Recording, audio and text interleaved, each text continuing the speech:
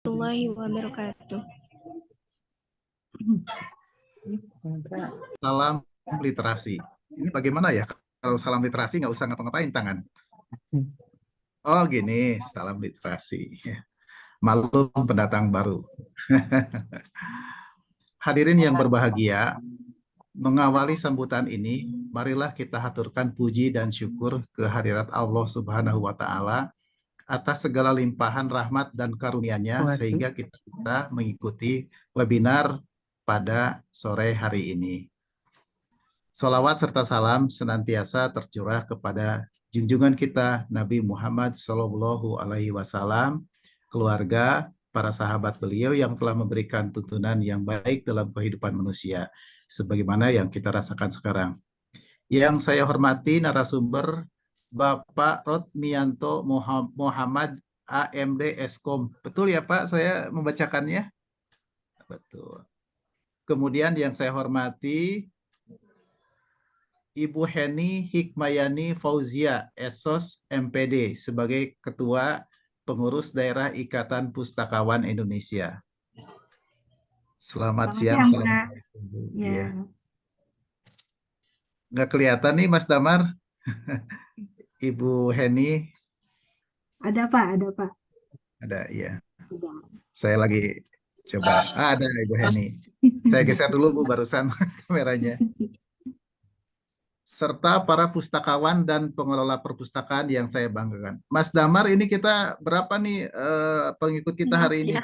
Yang terdaftar kita lihat. Kalau di grup udah ada 80 Pak. Kalau yang udah bergabung di kita 52. Oh iya. Dari berbagai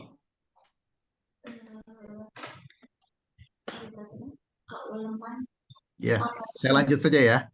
Sungguh merupakan kebahagiaan dan kebanggaan bagi kami dari Dinas Arsip dan Perpustakaan Kabupaten Sukabumi atas terselenggaranya kegiatan Lib Talk 3.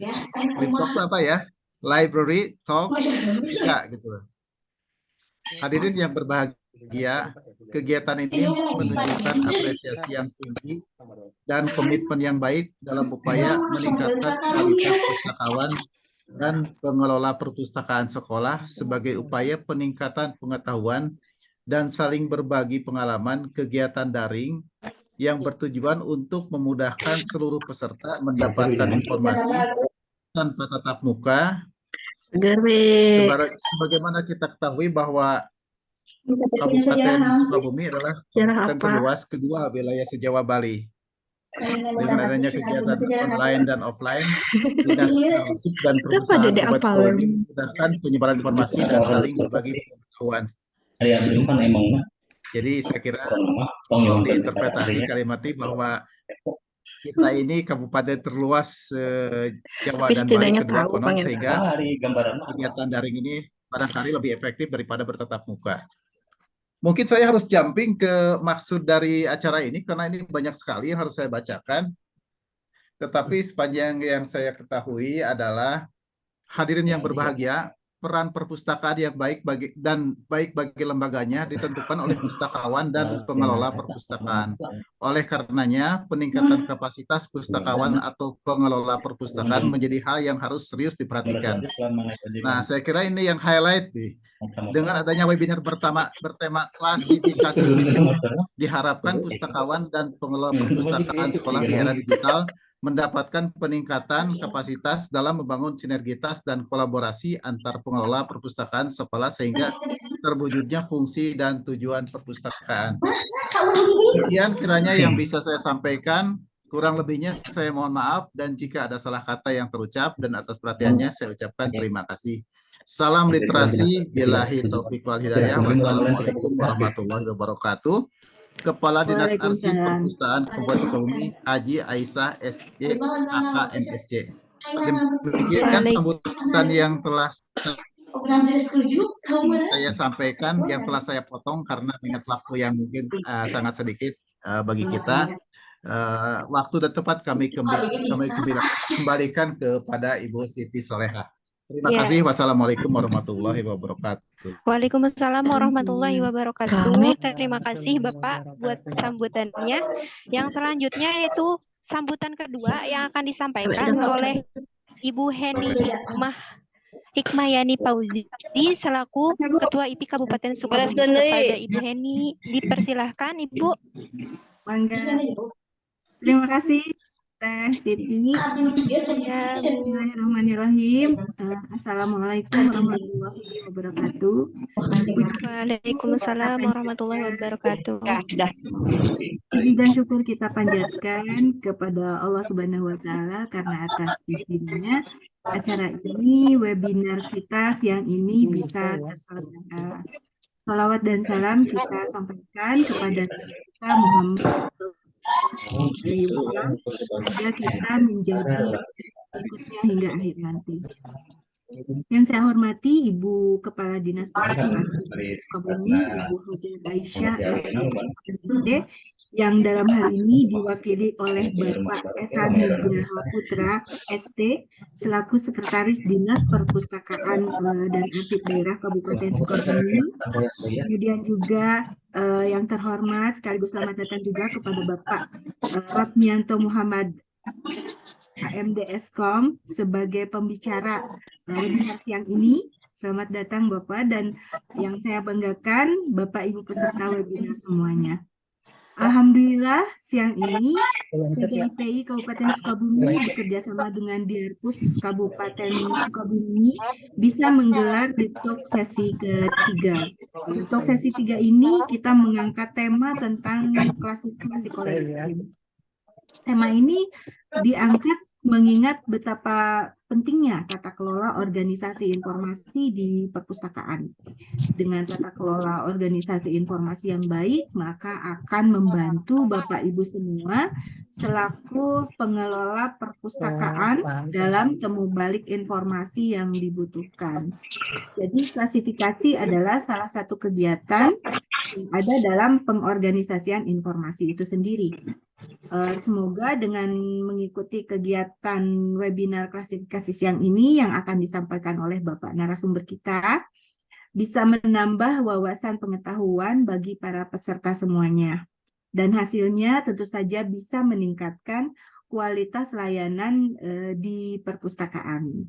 Ya, mungkin demikian sambutan dari saya. Akhir kata, selamat mengikuti kegiatan webinar siang ini kepada seluruh peserta semuanya.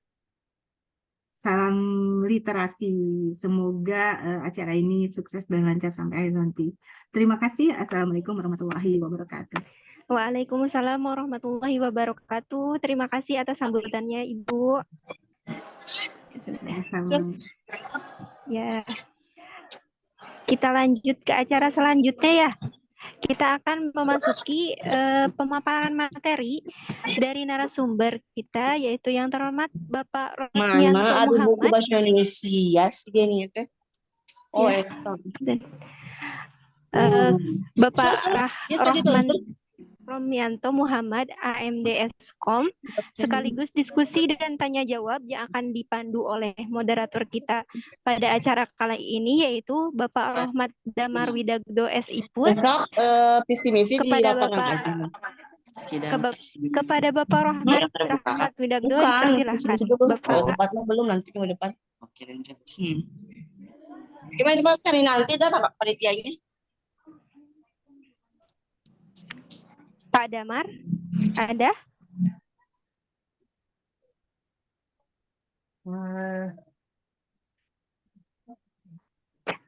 Recording in progress.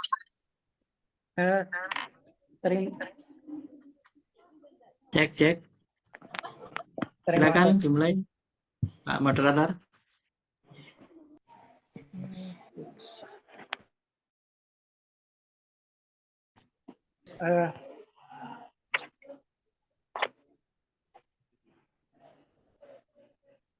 Terima kasih. Sebelumnya saya mohon maaf karena sepertinya perangkat yang saya gunakan sedang bermasalah sehingga pendengarannya kurang baik. Terima kasih kepada Ibu Siti selaku MC. Kita akan kedatangan tamu istimewa sekali jauh-jauh dari Jawa Timur. Wah, seorang pendekar pendaki gunung. Sebelumnya perkenalkan saya Rohmat Damar Widakdo yang akan membantu jalannya diskusi pada siang hari ini. Sebelumnya tak kenal maka tak sayang, izinkan saya membacakan sedikit profil dari Pak Rotmianto. Oke, terlihat beliau adalah seorang fungsional pustakawan yang berdinas di Dinas Kearsipan dan Perpustakaan Kabupaten Magetan, Jawa Timur. Nomor HP 0852 3261 0101. Email rotmianto@gmail. Facebook rotmianto@yahoo.com. Untuk grup FB, beliau juga pendiri yang membuat grup FB yang tidak asing untuk teman-teman pustakawan, yaitu grup Facebook Elektronik DDC. Sekilas saya akan membacakan prestasi yang diraih, yaitu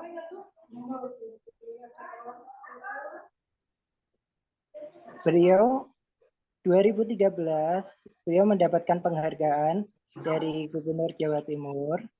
2014 beliau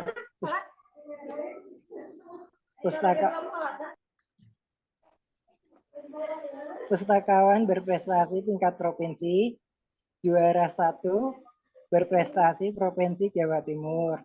2015 juara 2 pustakawan berprestasi nasional. 2018 finalis seleksi pustakawan, juara 1 penulis esai inkubator literasi pustaka. Terus 2021 pemenang juara pertama Lomba Inovasi dan Teknologi Kabupaten Magetan. Luar biasa sekali. Prestasinya 1-2. Wah, seperti Wiro Sableng. Sekian yang saya bacakan. Mungkin tanpa berlama-lama lagi, kami persilahkan untuk Pak Rotmianto Muhammad untuk membacakan paparan sekilas tentang apa itu DDC, sejarahnya, dan bagaimana perjalanannya. Oke, terima kasih kepada Bapak Rotmianto. Kami persilahkan. Baik, terima kasih Mas Moderator. Bismillahirrahmanirrahim. Assalamualaikum warahmatullahi wabarakatuh. Waalaikumsalam warahmatullahi wabarakatuh. Baik, pertama-tama tentu saja kita harus mengucapkan puji syukur kehadirat Allah Subhanahu wa Ta'ala yang telah memberikan segala anugerah yang terbaik sehingga kita bisa berkumpul bersama-sama meskipun hanya melalui media internet.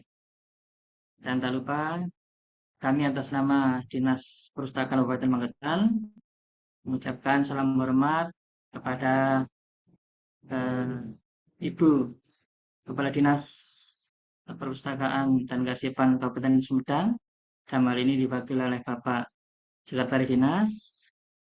Juga yang terhormat kepada Ibu Ketua IPI Kabupaten Sumedang, Sukabumi, Mas. MC Kabupaten Sukabumi. Juga pada ya. Gimana? Suara saya bisa terdengar? Kabupaten Sukabumi, Mas Rot. Oh, iya maaf. Yang terikat malah Sumedang. Jadi saya ulangi lagi, salam hormat dari kami dari Dinas Kearsipan dan Perpustakaan Kabupaten Magetan untuk Ibu Kepala Dinas Kabupaten Kepala Dinas Perpustakaan dan Kearsipan Kabupaten Sukabumi yang dalam hal ini diwakili oleh Bapak Sekretaris Dinas Perpustakaan dan Kearsipan Kabupaten Sukabumi. Juga pada Ibu Ketua IPI Kabupaten Sukabumi. Betul, Sukabumi ya? Khawatir salah lagi nanti. Dan saudari MC serta Mas Moderator dan rekan-rekan sekalian dari IPI Kabupaten Sukabumi. Salam kenal, salam hormat, salam sehat selalu untuk semuanya. Ya, moga-moga meskipun pertemuan kita pada hari ini hanya melalui media Zoom karena keterbatasan jarak, moga-moga nanti tetap ada sesuatu yang bisa kita dapatkan dalam diskusi kita pada siang hari ini. Baik, rekan sekalian, tadi karena sudah diperkenalkan oleh Mas Moderator, yaitu Mas Damar, oleh karena itu saya rasa saya tidak perlu lagi memperkenalkan diri untuk kedua kalinya ya, karena sudah disampaikan oleh Mas Moderator. Kalau gitu, untuk mempersingkat waktu, saya mohon izin untuk langsung masuk ke tema inti daripada diskusi kita pada siang hari ini. Baik, izin sebelumnya, Mas Moderator, ini kita diberi waktu berapa lama untuk saya menyampaikan materi, dilanjutkan dengan diskusi? Mungkin kita 50 menit, terus kemudian tanya jawab. 50 menit diskusi dan tanya jawab ya? Iya, nanti ya, Baik, atau apa namanya? Ya mungkin nanti materinya saya rasa tidak perlu terlalu apa namanya panjang-panjang. Jadi kita perbanyak tanya jawab saja. Maka dari itu saya sarankan Bapak dan Ibu boleh mulai menyiapkan pertanyaannya dari sekarang Bu, untuk nanti pada waktu saya tanya jawab bisa langsung disampaikan. Biar nanti lebih optimal. Baik. Ya langsung saja, mohon izin saya akan membagikan layar.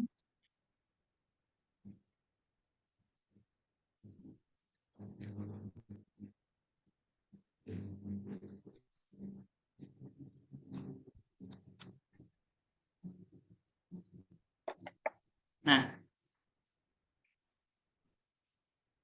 gimana dan Bapak dan Ibu sekalian, apakah screen saya bisa disimak Bapak dan Ibu dari tempat masing-masing? Sudah bisa disimak? Bisa.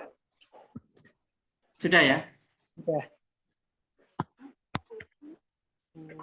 Kalau sudah, saya lanjutkan. Nah, baik. Tadi sudah disampaikan Mas Damar bahwa saya membuka grup di FB yang bernama grup EDDC. Maka dari itu apabila nanti diskusi kita tidak mencukupi pada hari ini, Bapak dan Ibu sekalian, bisa dilanjutkan di grup FB saya tersebut. Jadi pada intinya diskusi kita tidak hanya berhenti hanya pada hari ini saja. Saya harapkan diskusi kita tetap berlangsung kapanpun, karena sekarang sudah ada media FB. Jadi bisa dilakukan kapan saja dan dari mana saja Bapak dan Ibu sekalian berada. Nah, yang kita bahas pada kali ini Bapak dan Ibu adalah tentang klasifikasi, khususnya DDC, klasifikasi persepuluhan Dewey atau bahasa aslinya disebut Dewey Decimal Classification. Kegiatan pengklasifikasian bahan pustaka itu menurut hemat saya, menurut pengalaman saya selama ini berada di poin kedua dari kegiatan inti perpustakaan ini secara pada umumnya, apapun jenis perpustakaannya. Jadi yaitu dalam kegiatan pengolahan bahan pustaka. Jadi kegiatan klasifikasi itu yang sebetulnya merupakan, kalau sekarang itu disebut dengan istilah organisasi informasi.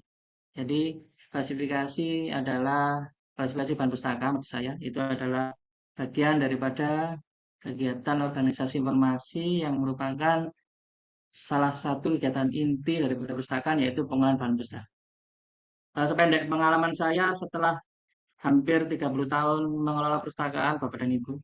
Jadi sekedar informasi saja, saya pernah mengelola perpustakaan sekolah, ya, SD, SMP, pernah juga mengelola perpustakaan pondok pesantren, pernah mengelola perpustakaan perguruan tinggi, dan yang terakhir saya bertugas di Dinas Kearsipan dan Perpustakaan Kabupaten Magetan yang notabene adalah perpustakaan umum. Jadi setelah menimba pengalaman dari berbagai macam atau berbagai jenis perpustakaan, itu memang ini adalah kesimpulan saya sendiri. Pada intinya adalah 3 kegiatan ini. Jadi pengadaan bahan pustaka, kegiatan pertama dari perpustakaan, yang kedua adalah pengadaan bahan pustaka dan layanan bahan pustaka. Jadi sebenarnya kegiatan perpustakaan tidak macam-macam, intinya hanya 3 ini. Nah, kita fokusnya adalah di yang poin kedua, pengelolaan bahan pustaka. Lebih khusus lagi yang akan kita bahas adalah tentang klasifikasi menggunakan skema klasifikasi persepuluhan Dewey atau DDC. Baik. Nah, materi ini Bapak dan Ibu nanti akan saya kirimkan via email. Jadi Bapak dan Ibu nanti supaya pada kesempatan ini lebih fokus, kita simak baik-baik dulu bersama-sama. Sedangkan nanti materi maupun aplikasi iKlas terbaru nanti bisa Bapak dan Ibu request melalui email bagi yang belum mendapatkan. Jangan khawatir Bapak dan Ibu, aplikasinya gratis 100%. Jadi Bapak dan Ibu tidak perlu membayar 1% pun untuk mendapatkan aplikasi iKlas buatan kami. Nah, oke. Jadi kita sepakati aja supaya diskusi kita lebih optimal karena keterbatasan waktu. Bapak dan Ibu, kita simak dulu materi baik-baik untuk kemudian materi maupun aplikasinya bisa didapatkan setelah acara ini. Gitu ya, moga-moga kita sepakati bersama. Nah, sekarang kita simak dulu inti teori daripada klasifikasi sebelum kita menginjak aplikasinya. Jadi kita harus punya basicnya terlebih dahulu. Saya di mana-mana selalu menyampaikan, kebetulan saya saat ini juga sebagai salah satu staf pengajar di dosen praktisi mas saya di Universitas Negeri Malang, jurusan ilmu perpustakaan, jurusan S1 ilmu perpustakaan. Nah, saya selalu menyampaikan dimanapun, termasuk di bangku kuliah, bahwa klasifikasi itu adalah basic daripada pengelolaan perpustakaan. Jadi kalau klasifikasi yang notabene adalah untuk pengorganisasian bahan pustaka pada umumnya, kalau tidak diperkuat, nanti ibaratnya ya, basic kalau tidak diperkuat, fondasi kalau tidak diperkuat, nanti ke atasnya pun bangunannya akan goyah. Ibaratnya seperti itu, hanya kiasan saja. Maka dari itu saya selalu menekankan kita untuk memperkuat basic terlebih dahulu, yaitu klasifikasi ini. Saya rasa untuk definisi seperti organisasi informasi kita skip dulu aja lah, nanti Bapak dan Ibu bisa menyimaknya sendiri-sendiri di materi yang bisa di-download nanti. Namun kalau definisi klasifikasi ini nggak boleh kita skip ini. Ini harus kita pahami dan kita setuju bersama-sama. Barangkali Bapak dan Ibu sudah mendapatkan di tempat lain. Ya, memang definisi klasifikasi itu pada intinya adalah untuk mengorganisasi pengetahuan. Jadi bukan hanya untuk menata buku Bapak dan Ibu. Mohon maaf, mungkin di luar sana selalu banyak yang mencemooh dalam tanda kutip bahwa kegiatan pustakawan itu tak lebih dan tak kurang hanya menata buku, padahal tidak sesederhana itu. Yang benar adalah mengorganisasi pengetahuan. Ya kebetulan memang pengetahuannya dalam bentuk buku. Dan pengetahuan yang paling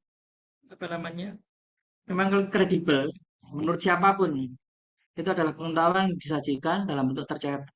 Nah, maka dari itu sebutan yang paling tepat untuk kita sebagai seorang pegiat perpustakaan itu adalah mengorganisasi pengetahuan. Itu sesuatu yang terhormat menurut saya. Jadi tidak main-main mengorganisasi ilmu pengetahuan. Bahkan dalam ayat suci sendiri disebutkan bahwa perintah yang pertama diturunkan itu adalah membaca, Iqra kan? Ayat Al-Alaq ayat 1. Jadi, Iqra bismi rabbikal ladzi khalaq, bacalah dengan nama Tuhanmu yang menciptakan. Itu ayat pertama. Jelas tidak hanya berhenti sampai di situ. Ayat keempat, alladzi alama bil qalam. Jadi kita disuruh menulis. Maksud saya yang mengajarkan dengan perantara pena. Jadi kita disuruh menulis maknanya. Jadi setelah ayat pertama tadi membaca, kita juga disuruh menulis. Nah, maka dari itu perintah dalam agama kita yang paling utama itu justru supaya kita memperkuat pengetahuan terlebih dahulu dengan cara membaca, baik yang tersirat maupun tersurat, kemudian menuliskannya. Nah, menuliskannya itu dengan berbagai macam media. Dan yang kita kenal pada saat ini adalah, dan yang paling banyak beredar pada saat ini, yang paling umum adalah dalam media tercetak. Ya, ini adalah buku. Jadi sekali lagi kita mengorganisasi pengetahuan itu di samping apa namanya sebagai untuk mengamalkan perintah daripada ajaran agama, itu juga untuk memberlanjutkan peradaban manusia. Karena kalau tanpa adanya buku dan tanpa adanya tulisan yang dibukukan, itu saya yakin peradaban manusia tidak akan berlanjut. Begitu pada intinya. Jadi jangan kecil hati Bapak dan Ibu, pekerjaan kita itu mulia. Semulia sama mulianya dengan pekerjaan-pekerjaan yang lain, seperti profesi-profesi yang lain seperti guru, tentara, pengacara, jaksa dan sebagainya, sama mulianya. Jadi kita sebagai pustakawan adalah para organizer dari pengetahuan. Gitu. Nah, begitu ini juga harus kita maklumi bersama-sama. Jadi tadi adalah definisi klasifikasi, sekarang adalah tujuan klasifikasi. Tujuan klasifikasi adalah untuk mempermudah. Itu yang kita kunci terlebih dahulu, Bapak dan Ibu. Jadi mempermudah apa? Dalam ini adalah mempermudah identifikasi, penempatan, penyimpanan, dan penemuan kembali. Ya, tentu saja yang diidentifikasi, yang ditempatkan, yang disimpan, dan yang ditemukan kembali itu adalah bahan pustaka pada umumnya. Nah, jadi sekali lagi yang perlu kita kunci adalah untuk mempermudah. Itu aja terlebih dahulu. Jadi kalau bisa bermudah, ngapain dipersusah? Kata iklan seperti itu. Kalau bisa bermudah, ngapain dipersusah? Ya, kita lanjutkan. Saya rasa ini masih teoritis nih. Jadi klasifikasi itu ada klasifikasi artifisial dan klasifikasi fundamental. Jadi klasifikasi terbagi dalam dua jenis. Klasifikasi artifisial sekali lagi dan klasifikasi fundamental. Kalau artifisial itu pembagiannya itu berdasarkan entitasnya, cirinya, misalnya warnanya, tingginya, tebalnya, bisa. Jadi bahan pustaka bisa diklasifikasikan berdasarkan ciri fisiknya yang terlihat. Gitu. Nah, atau bisa juga berdasarkan tahun perilisannya. Gitu. Jadi ini klasifikasi artifisial ini sesuai misalnya digunakan untuk mengklasifikasi atau mengelola bahan pustaka seperti skripsi, tesis, disertasi dan semacamnya. Begitu. Jadi misalnya skripsi, tesis, disertasi atau semacamnya untuk tahun 2021 kita golongkan sendiri. Untuk tahun 2022 kita golongkan sendiri sesuai tahun kelulusannya atau tahun masuknya boleh. Jadi itu berguna untuk mengelola koleksi-koleksi semacam ini. Namun, koleksi artifisial ini tidak sesuai apabila digunakan untuk mengelola koleksi pada umumnya di perpustakaan. Jadi ini hanya cocok untuk beberapa jenis koleksi saja, beberapa jenis bahan pustaka saja, tidak sesuai apabila digunakan untuk mengelola koleksi secara keseluruhan. Nah, suatu ketika ada yang bertanya ke saya, berarti kalau untuk sekolah bagaimana menerapkan klasifikasi artifisial ini? Apakah bisa? Ya, bisa-bisa saja. Jadi sekali lagi, koleksi artifisial ini menyesuaikan dengan bentuk fisik bukunya. Misalnya kebetulan di suatu sekolahan itu ada buku yang gede banget. Boleh digolongkan sendiri. Ya. Tidak terklasifikasi sesuai pembagian klasifikasi skema Dewey. Boleh digolongkan sendiri. Ada yang tebal banget misalnya. Atau karya-karya anak-anak sesuai kelulusannya. Boleh digunakan dikelompokkan sesuai dengan tahun kelulusannya. Misalnya ada buku kelulusan, ya, boleh digolongkan sendiri menurut tahun kelulusannya. Seperti itu. Nah, sekarang kita menginjak yang lebih rigid lagi, yaitu klasifikasi fundamental. Nah, kalau klasifikasi fundamental ini yang akan kita pelajari pada siang hari ini secara lebih khusus nanti. Jadi klasifikasi fundamental itu kita bagi berdasarkan isi atau temanya, isi inti, isi pokok atau pokok pemikiran atau pembahasan utama daripada suatu bahan pustaka. Itu yang akan menjadi dasar kita membagi suatu bahan pustaka. Jadi isinya atau temanya gitu ya. Dan keuntungannya untuk klasifikasi fundamental ini, buku-buku yang temanya sama mesti berada di tempat yang berdekatan atau di satu tempat bahkan. Nah, misalnya ya, dengan klasifikasi fundamental itu Anda, Bapak dan Ibu sekalian, akan tidak akan menemukan kemungkinan misalnya buku dengan tema memasak berada di tempat yang sama dengan tema otomotif itu misalnya, karena nanti tema memasak ada sendiri nomor klasifikasinya, yang mana nanti tema tempatnya juga akan ada sendiri di rak. Buku tentang otomotif juga gitu, dia akan mendapatkan nomor klasifikasi sendiri, yang mana kemudian di rak juga akan mendapatkan tempat sendiri berdasarkan nomor klasifikasi tersebut. Jadi tidak akan memungkinkan suatu tema dicampur menjadi satu, karena dia akan dibagi-bagi berdasarkan temanya masing-masing sesuai dengan skema klasifikasi DDC yang berlaku. Nah, keuntungan yang berikutnya adalah memudahkan penulisan kembali. Jadi kita akan tahu buku yang bertema komputer misalnya di kelas mana, buku yang bertema filsafat di kelas mana, buku yang bertema agama di kelas mana, dan seterusnya. Terus keuntungan yang berikutnya memudahkan perimbangan koleksi. Maksudnya seperti ini, kita akan tahu melihat di rak misalnya, oh ternyata koleksi tentang agama masih sedikit, masih 2 saf di rak 200 agama, maka perlu kita tambah koleksinya. Nah, seperti itu. Jadi kita akan tahu perimbangan koleksi. Untuk perpustakaan biasanya seperti itu berguna, tapi untuk perpustakaan sekolah mungkin lebih kondisional sifatnya. Gitu. Nah, terus yang terakhir adalah memudahkan pembuatan bibliografi. Nah, ini terlalu teknis, kita skip saja. Baik. Nah, kita bahas sekarang adalah contoh-contoh klasifikasi fundamental. Ini saya perkenalkan saja bahwa klasifikasi yang berada dan yang berlaku di dunia, tidak hanya di Indonesia pada saat ini, ada beberapa. Menurut kegunaannya, ada yang skema universal namanya yang pertama. Yang kedua skema khusus. Yang ketiga skema nasional. Kita tidak perlu bahas secara rinci, yang penting kita ketahui saja bahwa ada 3 pembagian menurut kegunaan. Skema universal, skema khusus, sama skema nasional. Yang kedua, kalau menurut sifat, ini ada 3 juga, enumeratif, hierarkis, dan facet. Nanti seperti apa mungkin kita bahas pada waktu nanti kita mempraktekkan klasifikasi DDC biar lebih paham.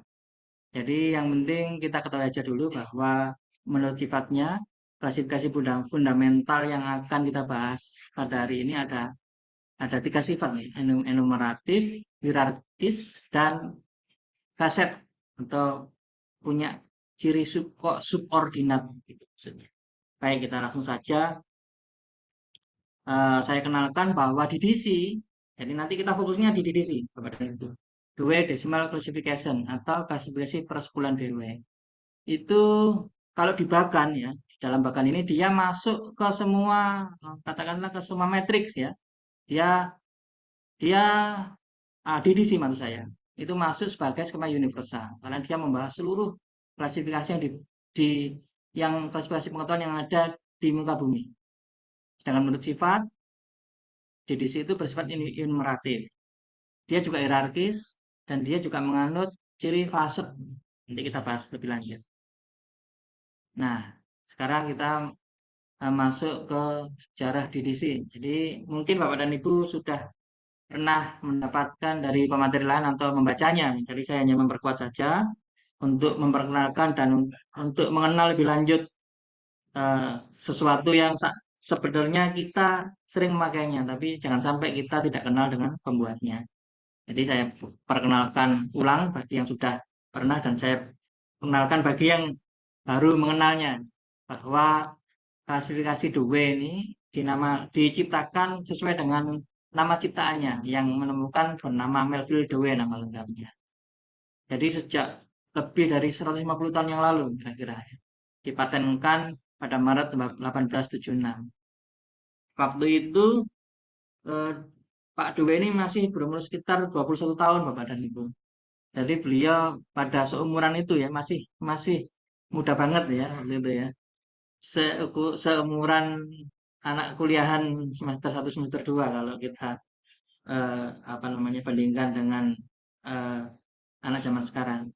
Jadi pada sesi itu beliaunya sudah menemukan sesuatu yang akhirnya kita pakai sampai dengan hari ini, yang memudahkan pengorganisasi informasi di perpustakaan sampai pada hari ini. Dulu itu masih tipis, beliaunya menemukannya hanya beberapa lembar halaman saja, tapi sekarang sudah berkembang sampai menjadi ribuan halaman. Nanti akan saya perkenalkan pedoman Dewey yang terbaru. Nah, dari pertama diciptakan seiring dengan perkembangannya waktu,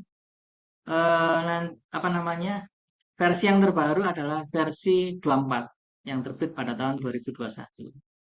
Namun nanti untuk aplikasi yang akan Bapak dan Ibu gunakan yang merupakan bikinan kami tim EDDC itu masih di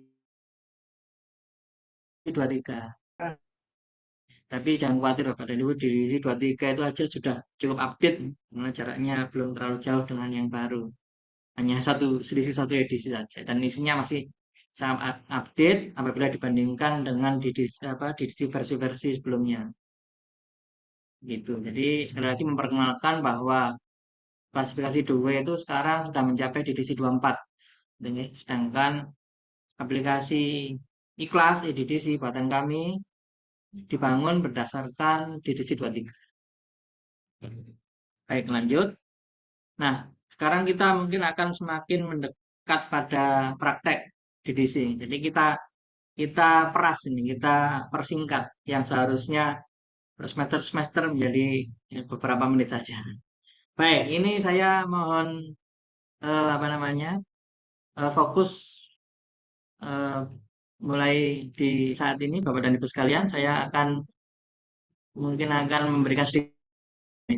Jadi sebelum Bapak dan Ibu bertanya, saya dulu yang akan memberikan pertanyaan.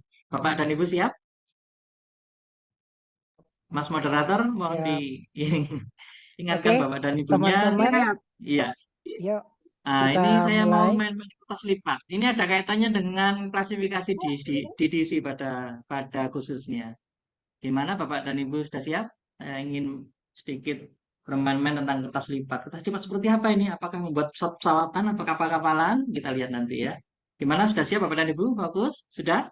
Sudah. Ini akan berkaitan dengan klasifikasi DDC yang akan kita bahas. Gimana? Ready? Ready. Oke ya? Oke. Baik. Ini saya bentar. Kok kameranya blur? Saya perjelas saja. Nah, sekarang sudah tidak blur lagi. Nah, ini saya memegang sebuah tas kosong Bapak dan Ibu. Ini kosong kayak sulap aja ya. Ya, tas kosong Bapak dan Ibu. Ini misalkan Bapak Ibu ya. Misalkan satu kertas kosong ini saya lipat satu kali Bapak dan Ibu.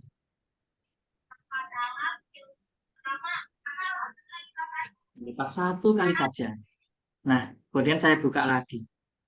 Kira-kira ini ada berapa kotak? Setelah saya lipat. Ada 2. Saya lipat satu kali ada berapa kotak? 2. Ya? Bapak dan Ibu boleh open mic sebentar. Boleh open mic.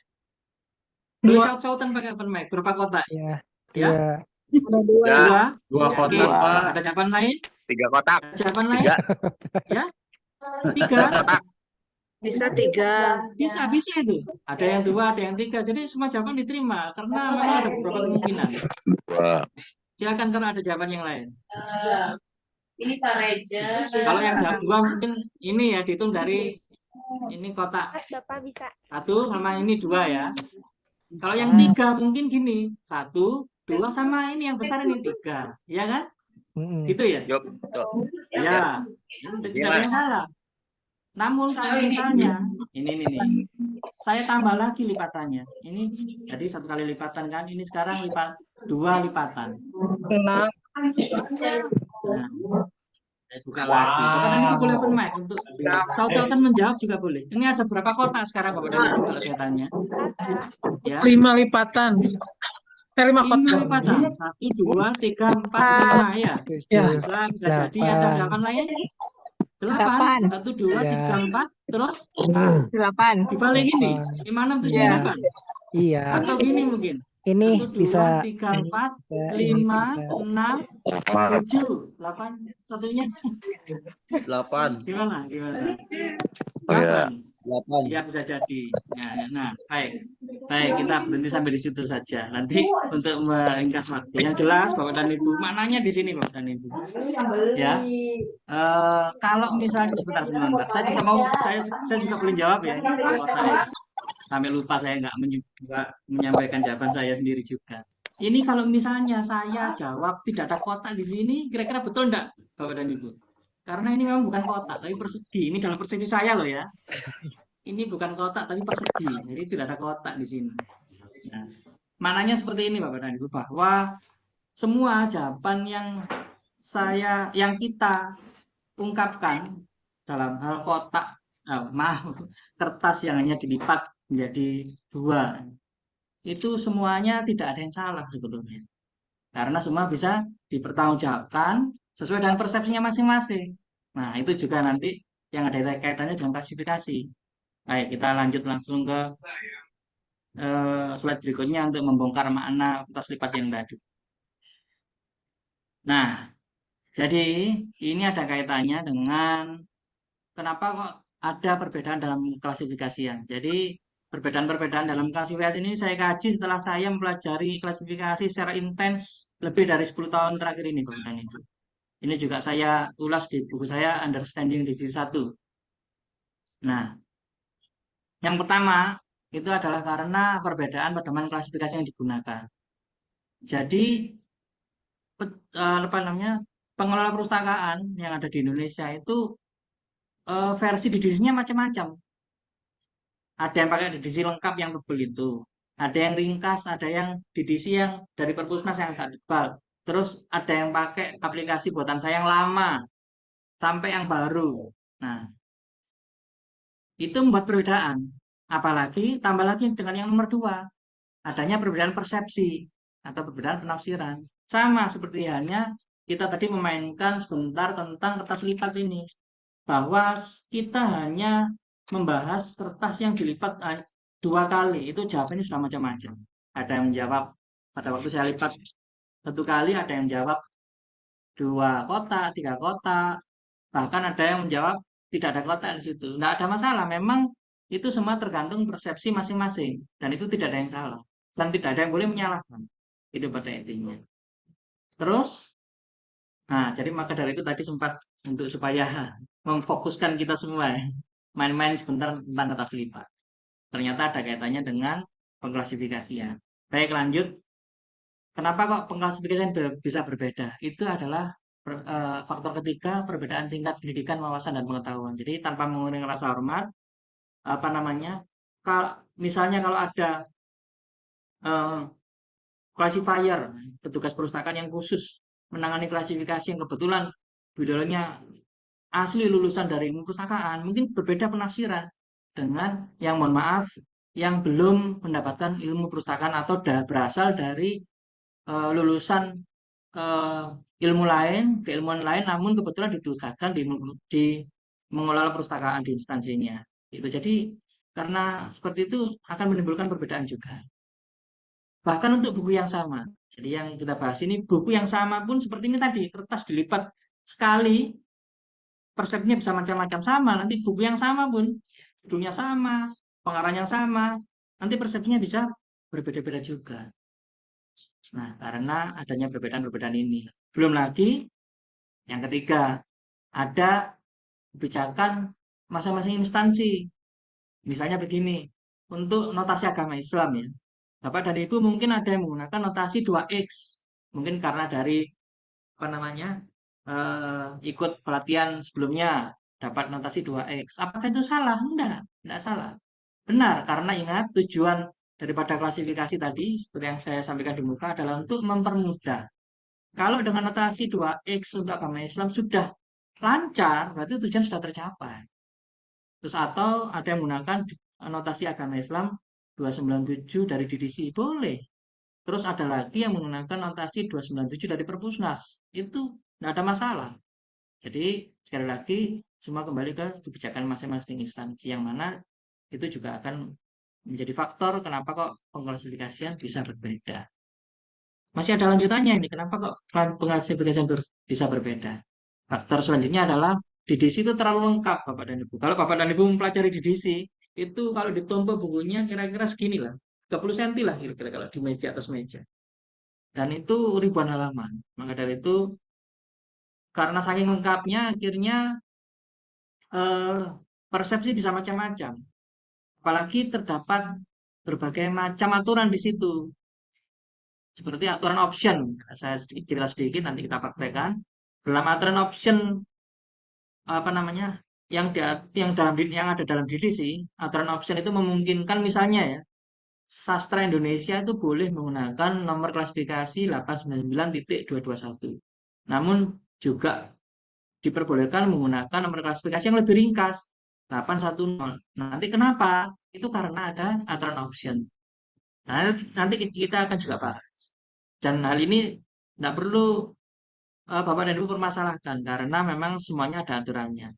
Soalnya ada di luar sana itu yang menyalah-nyalahkan karena apa namanya, penggunaan nomor klasifikasi sastra Indonesia yang benar 899.221 atau yang panjang, atau nomor yang lebih pendek 810, padahal semuanya sama benarnya karena semuanya juga diatur dalam DDC. Boleh pakai yang panjang, boleh dipendekkan gitu. Tapi yang nggak tahu malah bertengkar, ribut masalah mana yang betul mana yang salah, padahal semuanya benar karena semuanya ada aturannya dalam DDC.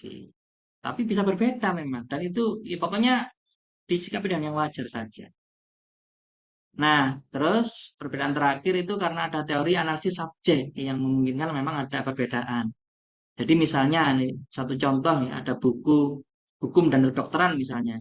Untuk buku hukum dan kedokteran, ya, apabila dia dimiliki oleh perpustakaan Fakultas Hukum, sebaiknya memang dia tempatnya di subjek nomor klasifikasi untuk hukum, yaitu 340 gitu.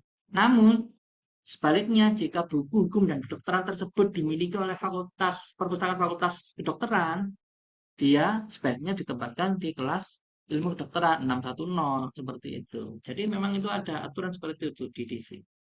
Maka dari itu DDC bisa berbeda-beda meskipun untuk buku yang sama. Dan itu tidak perlu dipermasalahkan.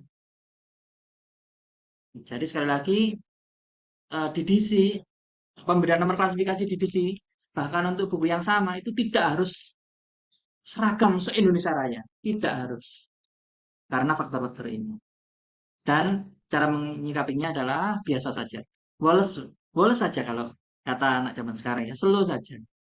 Gitu. Yang penting kita patuhi prinsip taat asas. Maksudnya, kalau di perpustakaan Bapak dan Ibu misalnya sudah menggunakan notasi 2X untuk agama Islam, ya harus taat asas, pakai itu terus, 2X terus.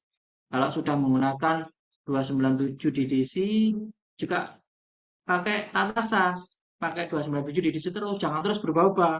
Hari ini 297, besok 2X, terus tahun depan 297 lagi, terus bulan berikutnya kembali ke 2X, jangan seperti itu ya. Jadi harus taat asas. Baik, saya lanjutkan supaya tidak membosankan. Nanti kita langsung praktek saja. Ini saya sekedar memperkenalkan bahwa untuk Mencari nomor klasifikasi sekarang macam-macam Bapak dan Ibu. Buku DDC kalau beruntung instansi Bapak dan Ibu punya itu luar biasa. Ya, jadi versi aslinya itu 4 jilid dan harganya lumayan mahal. Saya mendapatkan yang terbaru edisi 24 terbit tahun 2021 itu hampir 13 juta. Untung bukan uang saya sendiri. Jadi ada yang menyumbang, yang meminjami maksud saya. Terus aplikasi versi aslinya. Jadi ikhlas edisi buatan kami itu istilahnya not official ya, bukan aplikasi resmi. Aplikasi resminya atau official application-nya itu Web2 namanya, yang kedua ini. Dan lain-lain ada di edisi ringkasan. Bapak dan Ibu juga bisa menentukan nomor klasifikasi lewat aplikasinya Perpusnas atau bertanya pakai AI, Artificial Intelligence. Bisa digunakan, tapi tetap harus dikonfirmasi lebih lanjut pakai divisi cetak. Bapak dan Ibu boleh juga mengintip KDT yang ada dalam buku, tapi tidak semua buku ya punya KDT ya. Boleh menggunakan pakai itu, boleh-boleh saja. Tapi itu tadi harus tetap dikonfirmasi ulang. Nah, sekarang yang saya tawarkan adalah menggunakan kelas edisi yang terbaru. Nah, seperti ini tampilan dari Web2, aplikasi resminya DDC. Ini harga berlangganannya 2-3 juta per tahun. Monggo kalau mau langganan langsung saja hubungi penyedianya ya, bukan saya ini yang jelas penyedianya. Terus pakai UI. Ini ada juga ada yang berbayar, ada yang gratis. Nanti kalau sempat kita praktekkan. Ini kopi kataloging dari apliknya Perpusnas juga boleh. Dan kita praktekkan pakai Ikhlas 2023. Ini adalah Ikhlas yang terbaru yang saya rilis pada 26 September kemarin. Jadi baru lewat 1 bulan lebih dikit. Jadi masih termasuk fresh Bapak dan Ibu. Nanti Bapak dan Ibu bisa mendapatkannya secara gratis. Baik, untuk informasi mendapatkannya Bapak dan Ibu nanti silahkan klik link ini ya Bapak dan Ibu. Saya bagikan di menu chat.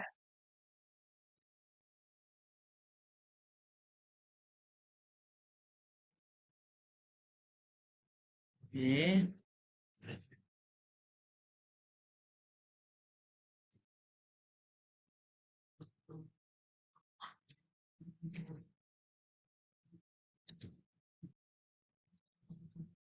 Nah, jadi saya sudah mengirimkan link di menu chat Bapak dan Ibu. Dan Ibu silakan nanti masing-masing menyimpannya ya. Jadi kita fokuskan eh, cara penggunaan dulu sama diskusi. Untuk mendapatkannya gampang itu nanti boleh. Jadi jangan lupa nanti setelah diklik ini akan langsung ke YouTube saya. Terus jangan lupa juga disimak deskripsinya ya. Deskripsinya jangan lupa disimak dulu. Jadi di sini ada cara mendapatkannya. Jadi meskipun tidak berbayar nih Bapak dan Ibu, tapi kami mohon bantuannya untuk subscribe, like, komen, sama share video-video kami. Ya, jadi minimal nanti ada 3 video yang Bapak dan Ibu simak untuk kemudian di like, komen, dan di share pakai sosmednya masing-masing.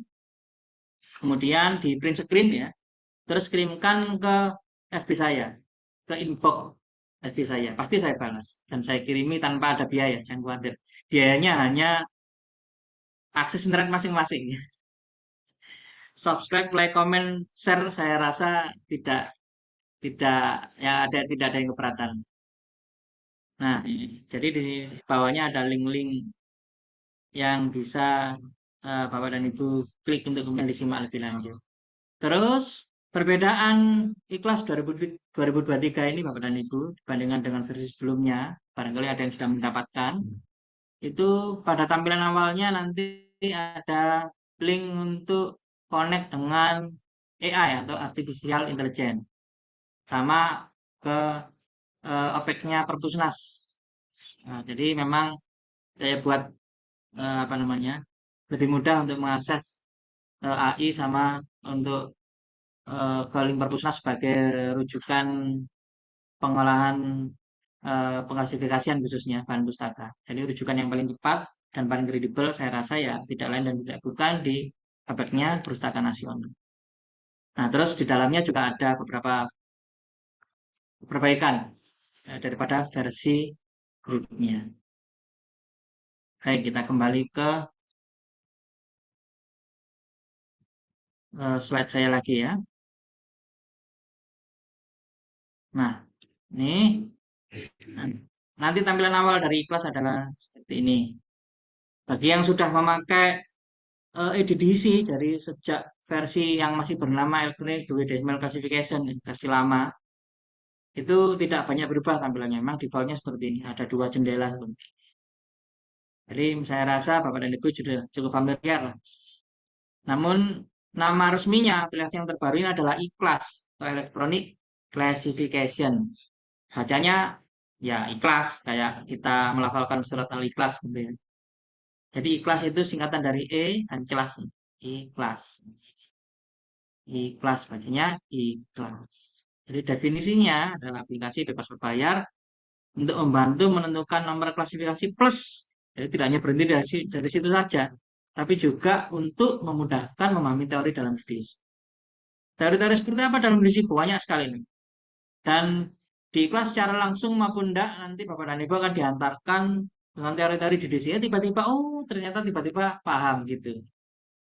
Apa namanya, maksud kami seperti itu. Ternyata tiba-tiba sudah menyerap secara langsung maupun tidak sudah menyerap teori-teori dalam DDC. Nanti kita praktekkan. Dan ini sekedar memperkenalkan bahwa saya tidak bekerja sendiri, ada beberapa teman yang backup, yaitu ini beliaunya Mas Erwan ini dari Semarang dan Mas Eko ini dari Banyuwangi. Baik, sekarang kita akan lebih ke teori lagi Bapak dan Ibu. Ini semakin, maaf, praktek. Ini akan semakin apa namanya banyak kepentingan setelah ini. Nah, Bapak dan Ibu, sebagai seorang pengelola perpustakaan itu ini wajib hafal 10 kelas utama. Jadi mulai 000, ini membacanya adalah 000. Jadi jangan kosong. Jadi kalau kosong itu bilangannya bukan seperti ini bilangan ini adalah 0. Ini boleh dibaca 100 atau 100, 200 atau 200 dan seterusnya sampai 90. Ini mutlak wajib hafal sebetulnya Bapak dan Ibu. Jadi 000 itu apa, 100 itu apa, 20 itu apa, dan seterusnya itu mutlak sebagai seorang pengelola perpustakaan yang baik untuk memahami apa namanya skema klasifikasi DDC lebih lanjut itu harus mesti hafal.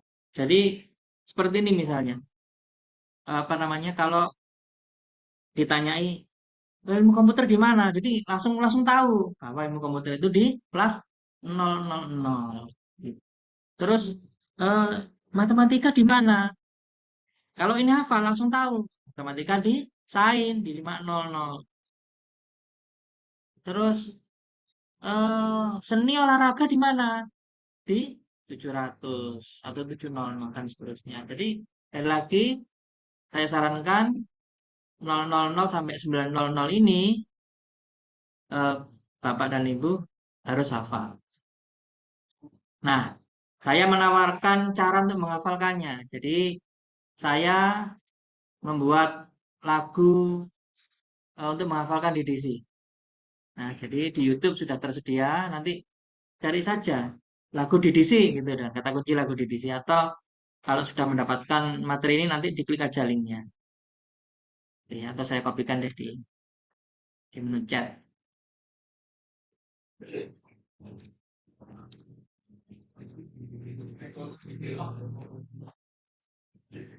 Nah. Oke, jadi silakan nanti disimak di lain waktu karena kita keterbatasan apa namanya durasi di sini. Jadi lagu ini moga-moga bisa membantu Bapak dan Ibu menghafalkan kelas utama dalam DDC ya. Sekali lagi karena menghafalkan kelas utama itu hukumnya wajib bagi seorang pengelola perpustakaan. Nah, ini jadi skema susunan DDC. Ini saya ringkas saja. Misalnya kelas 533.62 aerodinamik.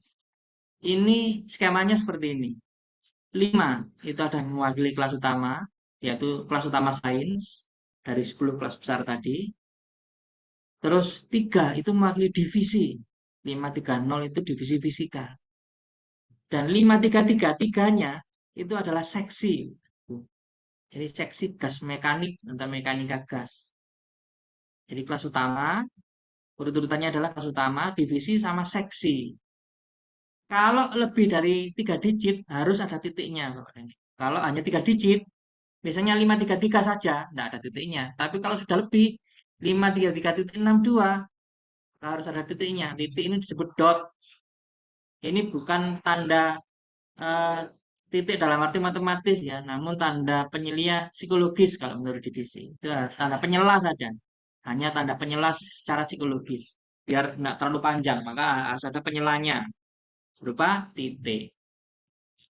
Dan angka 6 ini mewakili subseksi. Subseksi aeromekanik. Sedangkan angka yang terakhir yaitu 2 dari 553.62 itu adalah subseksi. Dan seterusnya. Kalau memungkinkan nanti akan ada misalnya ya, akan ada digit di belakangnya selanjutnya ini. Berarti nanti adalah subseksi dan seterusnya. Subseksi dan seterusnya. Jadi pembagian klasifikasi 2 ini bisa jadi tidak terbatas. Ada berapa digit tergantung perkembangan ilmu pengetahuan. Jadi kalau perkembangan ilmu pengetahuan tidak hanya berhenti sampai aerodinamik ini, nanti mungkin tidak hanya 533.62, namun berlanjut lagi dan seterusnya. Nah, tadi cara membacanya ya, 533.62. Bacanya seperti itu ya. Jadi titik itu harus dibaca.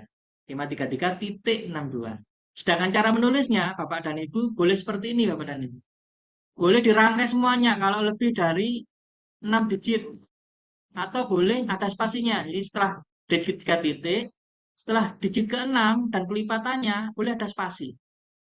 Contoh ya, 940.542 spasi 669 spasi 3. Jadi setelah kelipatan digit ke-6, ke-9, dan seterusnya kalau memungkinkan itu boleh dispasi. Namun boleh juga dirangkai semuanya. Jadi semua sama benarnya. Yang yang dirangkai semua benar, yang ada spasinya juga benar karena semua ada aturannya dalam DDC. Ini nih referensinya. Tapi kalau ada titiknya seperti ini, salah malahan. Jadi setelah digit ke-3 titik, digit ke-6 titik, digit ke-9 titik, malah nggak boleh karena nggak ada aturannya, gitu ya. Nah, dan untuk yang menggunakan khusus untuk yang menggunakan sistem otomasi seperti SLIMS atau INLIS, sebaiknya dirangkai semua.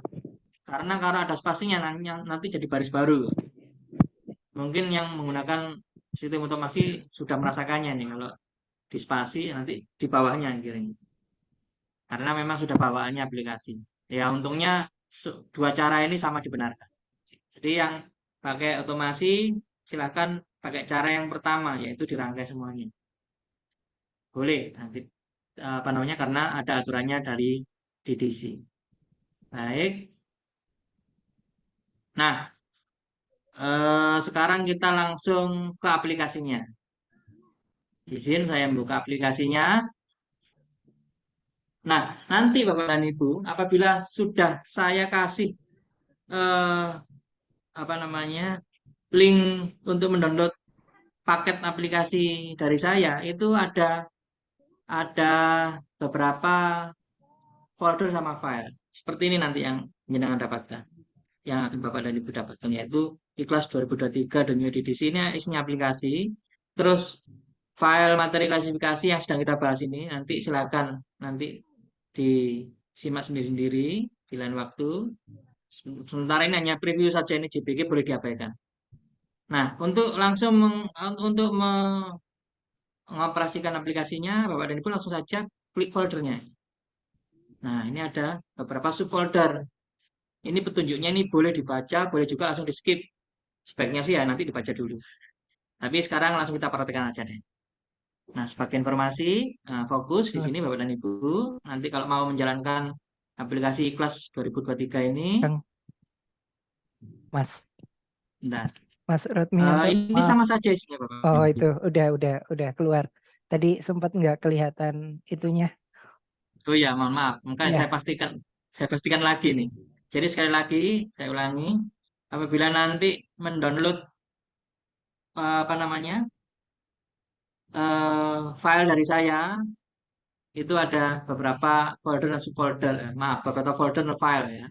Ini adalah file materi nanti yang sedang kita bahas ini. Nanti silakan disimak di lain waktu. Dan apabila ingin langsung menggunakan aplikasi DDC, klik saja folder Ikhlas 2023 dunia DDC. Nah, ini sekali lagi Bapak dan Ibu jangan bingung ya. Di dalamnya ini ada dua subfolder. Berbedanya ada tanda plus. Ini isinya sama saja nanti aplikasinya. Namun yang plus ini ada bacaan basmalahnya. Saya coba pakai yang plus saja deh. Jadi yang yang nggak ada plusnya pun sama saja sebetulnya. Ya sudah pakai yang nggak ada plusnya aja deh. Nah, jadi ini bedanya hanya kalau yang plus ada basmalahnya. Jadi kalau dibuka ada Bismillahirrahmanirrahim supaya lebih berkah gitu ya. Baik, saya lanjutkan. Nah, ini sudah saya pastikan bahwa aplikasinya sudah langsung bisa dibuka. Nanti misalnya Bapak dan Ibu mendownload, kemudian ada gangguan, langsung saja tanya ke saya. Soalnya ada beberapa sih yang ada gangguan pada waktu pembukaan. Ini halaman ini kosong, tapi hanya kira-kira 5% lah dari seluruh pendownload selama ini. Jadi sekali saya ulangi, yang dibuka adalah yang tulisannya Ikhlas 2023. Ya. Jadi Bapak dan Ibu tanpa perlu instalasi macam-macam langsung bisa digunakan dan klik 2 kali. Nah, oke. Seperti ini adalah tampilan eh, Ikhlas 2023 Bapak dan Ibu. Jadi pastikan iklannya tulisannya 2023 dan copyrightnya di bawahnya ini 2023 copyrightnya. Kalau copyrightnya ini bukan 2023 Bapak dan Ibu, bukan Ikhlas 2023, berarti masih versi lama gitu aja. Dan misalnya nanti Bapak dan Ibu sudah mendapatkan, ada teman yang butuhkan, suruh langsung sarankan langsung inbox saya, pasti saya kasih. Paling saya cuma minta bantuan subscribe, like, sama komen saja. Dan itu saya rasa nggak berat ya Bapak dan Ibu. Hanya subscribe, like, dan komen daripada Bapak dan Ibu membeli web domain yang sampai 2 atau 3 job per tahun itu malah saya rasa sangat berat. Nah, ini mohon maaf fokus. Nah, fokus sama-sama di sini. Nanti kalau misalnya Bapak dan Ibu sudah mendapatkan file kelas ini, mau dengan sangat untuk tidak menguploadnya di internet ya Bapak dan Ibu filenya. Sebenarnya kemarin itu ada file dapat dari saya, terus dia bikin apa namanya link download sendiri, ya dipublish gitu ya. Terus tanpa bilang ke saya. Jadi saya mohon maaf untuk dalam ini saya tidak berkenan. Dipakai boleh seluas-luasnya sampai kapan saja. Namun kalau diupload sendiri file ikhlas ini, saya sebagai pembuatnya, saya minta mohon dengan sangat untuk tidak melakukannya. Saya rasa Bapak dan Ibu sepakat nih untuk tidak melakukannya. Jadi yang tidak boleh hanya ini aja, yang lainnya boleh semuanya, gitu pada Ibu. Baik, sekarang kita langsung pada penggunaan aplikasi Ikhlas. Kita fokus di sini Bapak dan Ibu. Nah, dari tampilan awal ini Bapak dan Ibu, ya, jadi ada 2 jendela di Ikhlas 2023 sebagaimana versi-versi sebelumnya. Yang jendela sebelah kiri ini adalah berisi 2 menu, konten sama search. Konten ini memuat semua halaman mulai kelas 000, kelas utama 00 sampai kelas utama 900. Semua termuat di sini. Sama ada tambahan tables dan lain-lain manual dan tutorial. Nah, sementara yang maaf, yang jendela sebelah kanan ini adalah untuk memuat misalnya hasil pencarian, habis nyari misalnya. Nanti munculnya di sini dia. Begitu pada intinya. Nah, baik sekarang jangan lupa sebelum Bapak dan Ibu menggunakan Ikhlas, supaya lebih optimal penggunaannya, Bapak dan Ibu, silahkan simak dulu menu manual dan tutorial di sini, atau lewat ini juga boleh, atau klik yang di YouTube, tutorial saya di YouTube, silahkan. Nah, tapi harus ada koneksi internet ya, dan dilakukan nanti saja, karena videonya kadang ada yang panjang-panjang. Nah, kita simak eh, apa namanya ringkasannya dulu aja di sini, klik manual dan tutorial. Klik di sini, Bapak dan Ibu. Nah, Bapak dan Ibu boleh langsung apa didisinya kita tadi sudah bahas ini tentang secara didis saja. Ini mungkin kita bahas lain kali saja. Ini ini ini apa namanya? Dulu saya 1 minggu sendiri membahas di bangku kuliah. Ini kita skip saja. Kapan-kapan kita bahas. Meskipun penting tapi maaf kita skip saja. Kita langsung ke bagaimana cara mengklasifikasi. Jadi cara mengklasifikasi itu ada 3 pendekatan sebetulnya, yaitu penentuan subjek, yang kedua adalah fokus pada disiplin, yang ketiga adalah pendekatan bentuk karya. Sekarang kita ke penentuan subjek dulu, Bapak dan Ibu. Ini yang paling mudah soalnya. Penentuan subjek itu bisa kita ketahui dari judulnya yang pertama. Nah, ya kan? Kita biasanya suatu bahan pustaka, kita apa namanya ketahui eh, judul tema isinya itu dari judulnya. Misalnya, ya ini saya contohkan di sini pengantar aljabar, pasti isinya tentang aljabar. Pengantar aljabar untuk perguruan tinggi, sama pengantar aljabar. Pengantar aljabar untuk sekolah dasar, untuk sekolah lanjut pertama, ya berarti tentang aljabar. Pengantar teknologi informatika, berarti tentang informatika. Namun, perlu diingat bahwa dari judul buku saja itu kadang-kadang tidak cukup. Seperti hanya kata patah dan judge book by its cover. Jadi jangan menilai buku dari covernya saja. Sebaiknya memang juga harus disimak daftar isinya atau kata pengantarnya atau pendahuluannya. Karena di dalam kata pengantar itu atau pendahuluan itu biasanya termuat maksud daripada pengarang. Itu disebut the author intent dalam DDC. Nah, jadi ini salah satu teori DDC juga ini. Jadi DDC itu mengatur kita kalau mengklasifikasi satu bahan pustaka itu harus mengacu pada tujuan pengarangannya atau the author intents. Jadi kita tidak boleh mengkhianati atau menyelisihi dari tujuan pengarang. Tujuan pengarang misalnya adalah untuk membahas tentang topologi jaringan, ya berarti kita langsung mengkelaskan di topologi jaringan seperti itu. Jadi tujuan pengarangnya A, kita nggak boleh B, itu pada intinya. Nah, terus di samping itu kita juga boleh menyimak dari resumenya. Jadi kalau dari judul buku belum ditemukan nomor kelasnya, kita simak daftar isi sama kata pengantar dan bulan belum ditemukan juga nomor kelasnya atau tema yang dibahas, kita harus membaca ringkasan atau resumenya. Kalau belum ketemu juga baru dibaca sebagian isi bukunya. Tapi saya rasa sejauh ini sangat sedikit buku yang sampai terpaksa harus membaca isinya supaya menemukan nomor kelasnya. Biasanya dari judul, daftar isi atau kata pengantar bisa ketemu. Nah, ini kalau misalnya kebetulan suatu buku tidak ada kata pengantar, tidak ada daftar isinya, ya mau tidak mau kita baca sebagian daripada isi buku.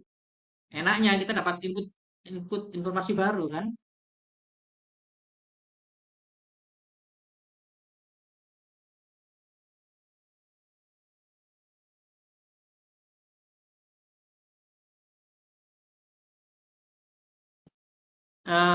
Teori secara lengkap akan kita bahas di waktu yang lain karena cukup panjang.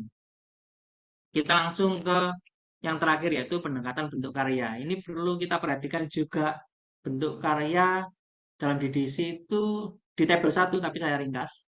Jadi Bapak dan Ibu ingat saja bahwa yang disebut bentuk karya itu misalnya kamus, ensiklopedia itu bentuk karya Bapak dan Ibu. Ini saya contohkan. Terbitan berkala, majalah, jurnal, atau terbitan berkala itu adalah bentuk karya.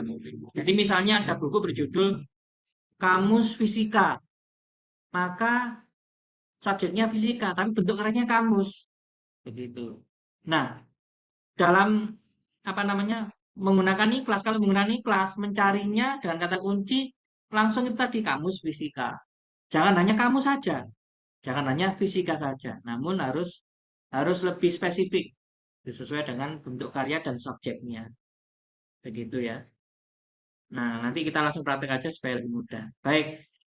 Namun sebelum itu perlu dicermati juga ini nanti di menu manual tentang di menu tutorial ini aja, di menu tutorial quick guide ikhlas. Nah, ini harus Bapak dan Ibu cermati nanti. Jangan lupa ya. Setelah mendownload, nanti saya ulangi lagi, buka manual dan tutorial. Setidaknya yang dibaca adalah how to class sama quick guide ikhlas. Syukur-syukur semuanya disimak malah lebih bagus, malah lebih paham teori-teori dalam edisi. Quick guide ikhlas berisi tentang rumus menggunakan ikhlas Bapak dan Ibu. Baik, kita fokus di sini. Bapak dan Ibu mohon perhatian karena ini penting supaya tidak keliru menggunakan ikhlas. Supaya lebih optimal dalam menggunakan ikhlas. Bapak dan Ibu harus mengingat dua rumus ini Bapak dan Ibu. Rumus apabila mengklasifikasi bahan non-sastra. Jadi sebelum mengklasifikasi, Bapak dan Ibu bagi dulu menjadi dua kategori buku yang mau diklasifikasi. Dalam benak Bapak dan Ibu sudah harus punya dua dikotomi besar, dua kategori besar yaitu sastra dan non-sastra. Kalau non-sastra, Bapak dan Ibu mudah, hanya menentukan dua kata kunci daripada tema atau isi dari buku tersebut kalau non sastra ya. Jadi misalnya buku tentang fisika modern, berarti ya itu temanya. Langsung aja ketik dan kata kunci dua kata kunci tersebut fisika modern. Atau misalnya belajar bermain gitar untuk pemula, maka kata kuncinya adalah bermain gitar. Jangan hanya seni musik, masih terlalu luas itu. Jadi menggunakan ikhlas sebaiknya sespesifik mungkin. Syukur-syukur dengan dua kata kunci. Ya. Jadi seperti ini. Dua kata kunci dari tema atau subjek untuk non-sastra sekali lagi. Nah, jadi misalnya lagi buku bermain sepak bola untuk pemula. Berarti kata kuncinya sepak bola. Terus misalnya perkembangan psikologi anak. Nah, berarti kata kuncinya psikologi anak. Begitu. Nah, kita coba ya di sini ya. Misalnya tadi untuk kata kunci bermain gitar. Jadi kalau ada buku tentang bermain gitar atau semacamnya, itu sebaiknya mencarinya sespesifik mungkin.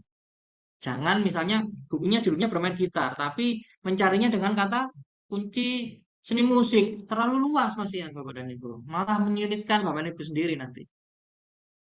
Gitu ya. Jadi sekali lagi, menggunakan kata kunci yang sespesifik mungkin.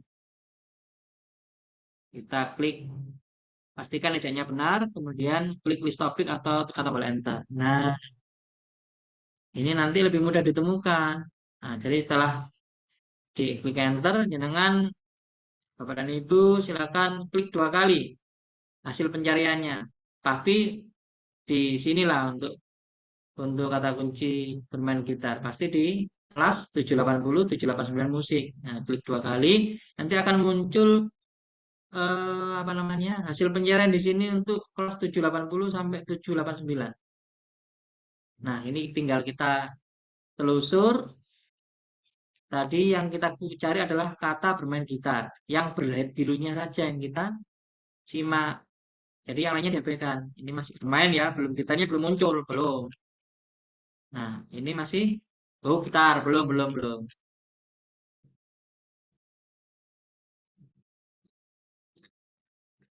Nah, ini dia bermain. Ini bermain piano belum, bermain harpa, bermain organ, bermain biola, bermain gitar. Ini dia, muncul dia. Berarti gitar, termasuk bermain gitar, dia mendapatkan nomor kelas 787.85. Jadi sekali lagi kuncinya adalah mencari kata kunci yang lebih spesifik, yang sespesifik mungkin, yang sesuai dengan isi buku tersebut. Gitu. Jangan sekali lagi misalnya buku bermain gitar ini hanya dicari dengan kata kunci seni musik. Ya memang seni musik, tapi dia terlalu luas masih Bapak dan akan menyusahkan. Seni musik yang mana nanti? Akhirnya hanya di kelas di 780. Meskipun ini tidak salah, tapi prinsip klasifikasi itu adalah sespesifik mungkin. Gitu. Jadi nanti buku bermain gitar tidak bercampur semuanya dengan buku bermain biola, bermain bass, bermain drum, dan sebagainya di 780 semua. Nanti penempatannya akan susah. Dan itu akan menyalahi tujuan daripada klasifikasi yang untuk mempermudah yang tadi saya sampaikan di awal. Tujuannya adalah untuk mempermudah. Sementara kalau hanya dikasih nomor terlalu umum seperti ini, nanti akan menyulitkan Bapak dan Ibu sendiri dalam penempatan dira. Penempatan susah, terus temu kembali juga lebih susah lagi nanti karena semuanya bercampur baur. Jadi sekali lagi gunakan kata kunci yang lebih spesifik. Terus misalnya lagi ada buku tentang zakat fitrah ya, zakat kewajiban, buku yang bahas misalnya judulnya gini,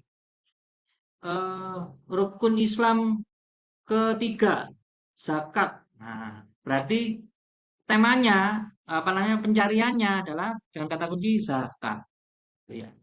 Nah, ini dia tadi yang saya sampaikan bahwa Bapak dan Ibu boleh memilih pakai notasi apa untuk agama Islam. Ini notasi yang beredar dan berlaku di Indonesia itu ada 3 untuk agama Islam.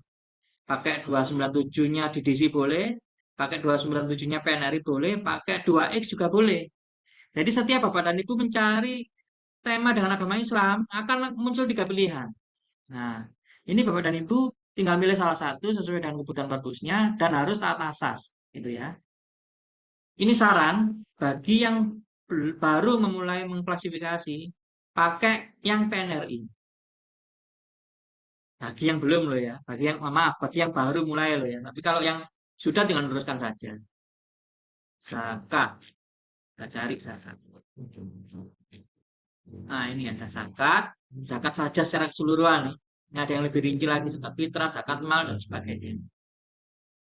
Nah jadi nomor kelasnya adalah untuk yang PNRI 297.414. Begitu.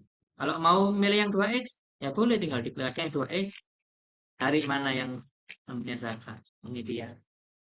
2X4.1 dan seterusnya. Yang penting Bapak dan Ibu harus taat asas di antara 3 pilihan notasi. Nah, kita kembali ke Mas Rotwianto, maaf menyela waktunya 15 menit lagi. Nanti kita teruskan untuk diskusi. Oke, ini pas ini berarti. Ini saya, ya baik.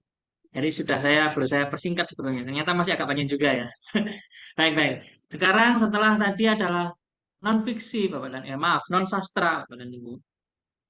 Sekarang kita mencari nomor klasifikasi bahan pustaka untuk sastra. Ya, ini yang butuh penerapan khusus, Bapak dan Ibu. Ini mohon fokus ya. Jadi sekali lagi, Bapak dan Ibu kalau lupa ya, tempatnya di sini nih. Manual dan tutorial, quick guide ikhlas. Gitu ya. Ini penting sekali Bapak dan Ibu untuk supaya penggunaan ikhlasnya optimal dan sesuai dengan teori yang ada di DDC. Gitu ya. Untuk non sastra tadi sudah, sekarang untuk bentuk sastra, untuk karya bahan pustaka sastra sekarang.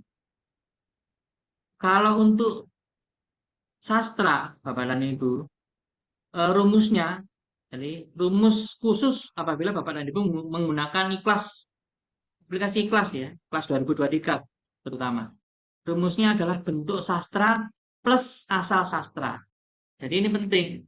Kenapa kok asal sastra? Itu karena ada aturan yang disebut the origin of literature dalam DDC. Jadi aturan ini mewajibkan bahwa kita harus mengklasifikasi suatu karya sastra itu berdasarkan asalnya, bukan berdasarkan bahasa yang digunakan. Itu harus. Ini saya ada di sini nih. Saya tampilkan sebentar aturannya. Ikhlas 800. Nah, ini dia, the origin of literature. Jadi, contohnya langsung pada contoh aja deh, biar mudah. Misalnya Bapak dan Ibu ada di perpustakaannya buku Harry Potter dan Relikui Kematian. Sudah diterjemahkan dalam bahasa Indonesia. Nah, itu tidak boleh dimasukkan dalam sastra Indonesia, Bapak dan Ibu. Namun dia harus dimasukkan berdasarkan asalnya atau gampangnya asal pengarangnya. Dari mana asal pengarangnya? Pasti semuanya tahu. J.K. Rowling pengarang Harry Potter adalah berasal dari Inggris. Maka dari itu dia harus masuk sastra Inggris meskipun bukunya sudah diterjemahkan dalam bahasa Indonesia. Nah, itu kuncinya di situ. Ini yang sering, mohon maaf ini tanpa mengurangi rasa hormat, bahkan yang kuliah di ilmu perpus pun rekan-rekan saya yang di ilmu perpus sering kepleset di sini. Mentang-mentang bukunya dalam bahasa Indonesia, sastra ya dimasukkan dalam sastra Indonesia. Nah, itu menyalahi aturan origin of literature. Gitu. Jadi harus di apa namanya dimasukkan berdasarkan asal pengarangnya, namanya seperti itu. Kalau buku-bukunya J.K. Rowling meskipun sudah dalam bahasa Indonesia atau dalam bahasa Jepang atau dalam bahasa Korea atau dalam bahasa manapun ya, dia harus termasuk sastra Inggris karena J.K. Rowling berasal dari Inggris. Itu namanya hukum origin of literature. Itu juga untuk menghormati kepengarangan. Kalau kita memasukkan bukunya J.K. Rowling ke sastra Indonesia, ya berarti kita tidak menghormati J.K. Rowling berarti. Karena beliaunya orang Inggris. Demikian juga sebaliknya, ada bukunya Andrea Hirata misalnya, Laskar Pelangi. Dia diterjemahkan dalam bahasa Inggris. Beredar di Amerika sana dengan judul The Rainbow Troops. Dia harus tetap masuk sebagai sastra Indonesia, bukan sastra Inggris. Karena Andrea Hirata berasal dari Indonesia. Itu pada gampangnya seperti itu, hukum origin of literature. Nah, dari sini moga-moga dipahami. Nah, tadi kembali ke rumusnya ya. Tadi adalah asal sastra. Sekarang bentuk sastra. Jadi, rumusnya adalah bentuk sastra plus asal sastra. Nah, untuk memahami bentuk sastra, Bapak dan Ibu, ini saya rasa 5 menit sudah cukup. Itu Bapak dan Ibu klik saja di tabel 3. Di tabel 3, klik saja menu tabel di atas ini. Langsung ke tabel 3. Bawah dikit. Nah, ini dia. Kita di tabel 3 aja. Nah, hampir sama 3A dengan 3B. Tabel 3 aja yang lebih ringkas. Nah, ini dia bentuk-bentuk sastra. Bentuk sastra diwakili oleh min 1 adalah puisi, min 2 ini sastra sandiwara, min 3 ini fiksi, novel, cerpen itu masuk bentuk sastra ketiga fiksi ini. Banyak kan bahan pustaka bergenre fiksi di tempat kita yang bentuknya novel, kumpulan cerpen, nah itu nanti masuk di fiksi. Dengan nomornya min 3 ini berarti tidak boleh dipakai sendiri kalau ada minnya ini. Nanti kita praktekkan. Terus esai 4, 5 pidato, 6 surat-surat, 7 humor dan 8 aneka ragam yang tidak diatur oleh ketujuh nomor lainnya. Ini jangan dipakai yang 8. Yang kita fokus ke 1 sampai 7 aja dulu. Khususnya nanti di sini nih yang paling banyak. Nomor yang paling banyak digunakan itu yang untuk fiksi terutama novel sama kumpulan cerpen. Nah, jadi bentuk sastra ini setidak-tidaknya Bapak dan Ibu syukur-syukur hafal ya, tapi minimal paham. Atau minimal tahu tempatnya untuk mengingatnya lagi. Yaitu saya ulangi lagi, tabel 3. Di bawah dikit. Nah, jadi kalau lupa bentuk sastra itu apa? Seperti ini. Dilihat lagi di tabel 3. Nah, cara penggunaannya seperti ini menerapkannya di kelas. Jadi kalau ada buku misalnya tadi itu ya, bukunya J.K. Rowling berjudul Harry Potter dan Relikui Kematian. Jadi sekali lagi meskipun dia berbahasa Indonesia, tapi karena asalnya Harry Potter itu dari Inggris, maka dia harus masuk sastra Inggris. Sedangkan kalau novel itu bentuknya adalah fiksi. Nah, jadi kita harus hafal di bentuknya ini. Ya, maaf, minimal paham lah. Sekali lagi kalau lupa ya, klik aja tabel 3 ya. Kalau novel berarti bentuknya fiksi. Maka kita mencarinya dengan kata kunci fiksi plus asal karya. Kita kembali lagi ke nah ini bentuk sastra plus asal sastra atau asal karya sastra. Jadi bentuknya tadi adalah fiksi, asalnya dari Inggris. Nah, tinggal cari di sini. Fiksi Inggris. Nah, lihat di sini sastra Ini dia, ya. Jangan terkecoh ya Bapak dan Ibu, harus dicermati dulu ini sebelum diklik. Fiksi Inggris berarti di sini nih. Fiksi Inggris di sastra Inggris. Nggak mungkin dia di sastra lain. Ada yang lebih spesifik di sastra Inggris. Di 820 dan sampai dengan 829. Nah, kita tinggal cari fiksi Inggris. Nah, ini dia nomornya fiksi Inggris. 82 itu adalah sastra Inggris. 3 itu adalah bentuk fiksi. Lihat. 820 itu adalah sastra Inggris. Ditambahi 3 di belakangnya sebagai bentuk fiksi. Termasuk novel. Begitu.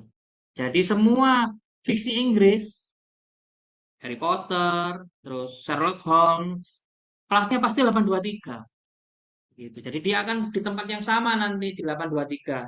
Di tempat nomor klasifikasi fiksi Inggris, di rak sastra Inggris, itu misalnya seperti itu kalau di perusahaan besar. Nah, kalau fiksi Indonesia misalnya ada bukunya Laskar Pelangi tadi, sama. Jika dicari dan kata kunci bentuk terlebih dahulu, fiksi, dan asalnya dari Indonesia. Nah, ini ada dua pilihan. Nah, ini dari sini nanti kita bahas teori juga secara tidak langsung. Saya sarankan pakai yang nomor panjang saja untuk memangkas perdebatan ya. Soalnya banyak juga yang menyalah-nyalahkan soalnya untuk yang nomor pendek. Kita klik saja di sini. Sastra Indonesia.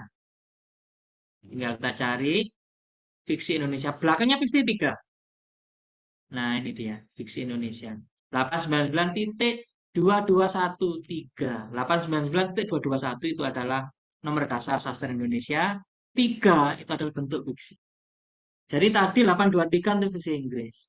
Fiksi Indonesia 899.2213. Fiksi Jepang pasti belakang juga 3. Fiksi Amerika Serikat belakangnya pasti juga 3. Nah, itu. Bentuk fiksi seperti itu. Nah, jadi semua nomor untuk eh, apa namanya fiksi Indonesia adalah ini 899.2213. Entah Laskar Pelangi, entah bukunya Terilie, apa namanya yang judulnya Negeri Para apa Negeri Para Berdebah gitu ya, atau Berdebah di Gunung Tanduk, buku novelnya Terilie. Di situ semua. Jadi satu tempat kita bahas 19.213. Tidak bercampur dengan fiksi dari negara lain. Begitu maknanya. Tidak Mas, bercampur dari fiksi pengarang dari negara lain. Begitu. Mas Rotmianto, Nah, itulah tadi tujuan klasifikasi ditempatkan sesuai dengan tempat masing-masing, sesuai dengan tema masing-masing. Begitu. Nah, ini sebentar, ini satu tambahan. Kenapa kok 899.2213 untuk fiksi Indonesia ini boleh diringkas menjadi 813? Nah, ini ada keterangannya di ikhlas. Dan ini seperti itu ikhlas itu. Ada keterangannya nomor opsional untuk fiksi Indonesia adalah 813 karena diatur oleh DDC 23 volume 3 halaman 790. Jadi ada aturannya. Boleh memakai 813 untuk fiksi Indonesia, boleh juga nomor aslinya. Gitu. Yang jelas gunakan salah satu, jangan digunakan dua-duanya. Nah, itu pada intinya pembahasan kita kali ini, dasar-dasar daripada klasifikasi saya sampaikan secara singkat yang seharusnya saya sampaikan beberapa pertemuan ini, tapi kita hanya bahas sesingkat-singkatnya. Terus termasuk cara penggunaan ikhlas secara singkat dan jelas, bahwa sekali lagi untuk menggunakan ikhlas yang paling optimal itu menggunakan dua rumus non sastra dan sastra. Apabila Bapak Ibu lupa, sekali lagi klik aja manual dan tutorial quick guide class. Begitu. Baik, saya kembalikan ke Mas Damar selaku moderator untuk lanjut ke sesi tanya jawab. Silakan, Mas. Luar biasa sekali. Ini ngerasa saya ke bangku perkuliahan lagi. Terima kasih dan pencerahan. Teman-teman di sini, Ya. Ikhlas itu sebenarnya udah berjalan 10 tahun. Jadi kalau teman-teman yang baru ketemu perpustakaan, sebenarnya udah sangat familiar dengan aplikasi ini. Mungkin selanjutnya untuk teman-teman tidak sabar untuk bertanya. Oke, untuk penanya sesi pertama akan kami buka 3 penanya langsung. Baik, Bapak Ibu, disilakan untuk melakukan pertanyaan. Ya, silakan yang bertanya langsung open mic boleh. Iya. Atau lewat Ya, ya, untuk Bapak dari SD Kiri Nagali, Pak. Galih, ya, dipersilahkan. Assalamualaikum warahmatullahi wabarakatuh. Nama saya Muhammad Ya, Surahmat. waalaikumsalam warahmatullahi wabarakatuh. Nama saya Muhammad Surahmat Ya. dari Kecamatan Nyalindung, Ya. Kabupaten Sukabumi, Pak. Oke. Sebenarnya ya, Kabupaten Sukabumi. Tadi saya setelah menyimak yaitu ya itu dari paparan DDC itu yang di aplikasi itu, emang saya pernah waktu itu ada pelatihan di Kabupaten Sukabumi itu di Hotel Agusta kalau nggak salah ya. Itu juga aplikasinya ikhlas juga, cuman pada saat itu kami tidak bisa bukan tidak bisa membuka gitu Pak pada saat itu Pak ya. Jadi kami kesulitan seperti itu. Nah, pas ada pencarian ini ya, saya udah ada jelas-jelas sedikit gitu di sini untuk mencari beberapa kodifikasi buku di sini. Begini Pak, masalahnya kalau di kami di sekolah dasar gitu di SD di sana. Ini kan buku ada fiksi dan non fiksi di sini Pak. Tapi kalau dilihat dari link tadi itu cenderung ke fiksi Pak di situ. Sedangkan di kami di SD itu ada non fiksi seperti buku-buku pelajaran. Nah, kami kesulitan mengaitkan kode kodifikasinya itu bagaimana untuk penomoran atau kodifikasian untuk buku non fiksi seperti buku pelajaran tadi Pak, mengaitkannya ke DDC itu Pak. Itu mungkin seperti itu Pak. Mungkin hanya itu. Terus juga di sini ini buku-bukunya juga ini masih lama sehingga kalau diintegrasikan ke aplikasi itu kayaknya kesulitan juga Pak, kalau misalkan dari buku-buku fiksi atau non fiksinya yang sudah lama ini. Ya mungkin itu aja Pak. Billahi taufiq wal hidayah. Wassalamualaikum. Waalaikumsalam warahmatullahi wabarakatuh. Baik, langsung saya jawab Ya, untuk langsung meringkas dijawab waktu. saja. Izin ya, Mas Damar, saya langsung jawab ya. Ya, moga-moga suara saya terdengar jelas. Ini kebetulan di luar lagi ada acara kantor. Jadi begini Bapak, untuk mengklasifikasi bahan pustaka, jadi sekali lagi saya permudah. Jadi untuk semua jenis perpustakaan, termasuk perpustakaan sekolah, saya permudah dengan 2 rumus ini tadi Bapak.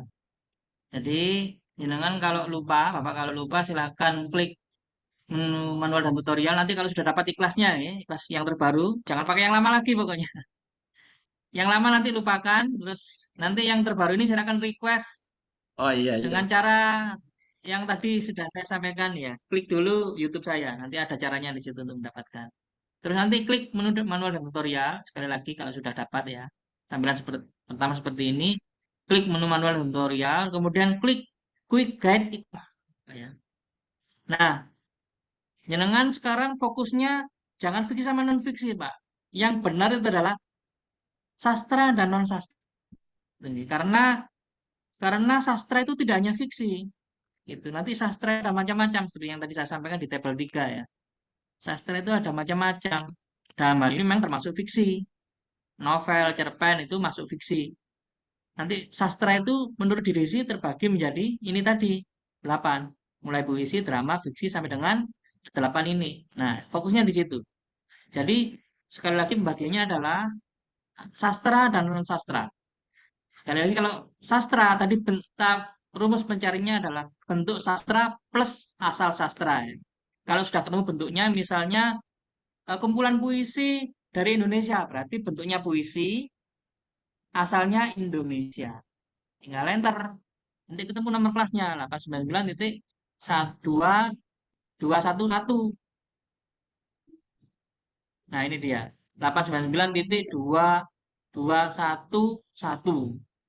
899.2211 itu adalah nomor dasar untuk Indonesia. Maaf, 89.221 adalah nomor dasar untuk sastra Indonesia. 1 belakangnya itu adalah bentuk sastranya. Untuk sastra dari puisi. Itu Bapak. Pokoknya fokusnya di sastra sama non sastra. Itu aja. Sedangkan untuk non sastra, termasuk buku pelajaran dalam hal itu adalah temanya. idealnya kalau buku pelajaran ya semua buku, tidak hanya buku pelajaran sih, itu adalah temanya. Oh, Seperti tema. misalnya buku pelajaran tentang apa namanya, misalnya ya aljabar. Berarti ya ketik aja dengan kata kunci aljabar. Gitu Bapak. Berarti Oh iya. nomornya di ini 512. Atau buku sains ya. Ya sudah ketik aja sains kalau memang isinya sains secara umum. Berarti dia nomornya ya Jangan di 500 ini. jangan Atau diketik buku IPA aja tentang gitu. Pak kan ada misalnya IPA. pelajaran bahasa Inggris. Tuh. Ya ketik aja bahasa Inggris. Nanti enter, cari bahasa Inggris, ini dia bahasa Inggris. Kalau kurang kelihatan digeser lagi. Bahasa Inggris ini dia. Dan nomornya memang 420 bahasa Inggris. Tapi lebih spesifik misalnya isinya tentang grammar atau tata bahasa Inggris, grammar. Ketik aja grammar. Dia namanya Iya. lebih spesifik lagi, tidak hanya 420, tapi ini dia 425. Jadi mengklasifikasi itu prinsipnya lebih spesifik lebih baik.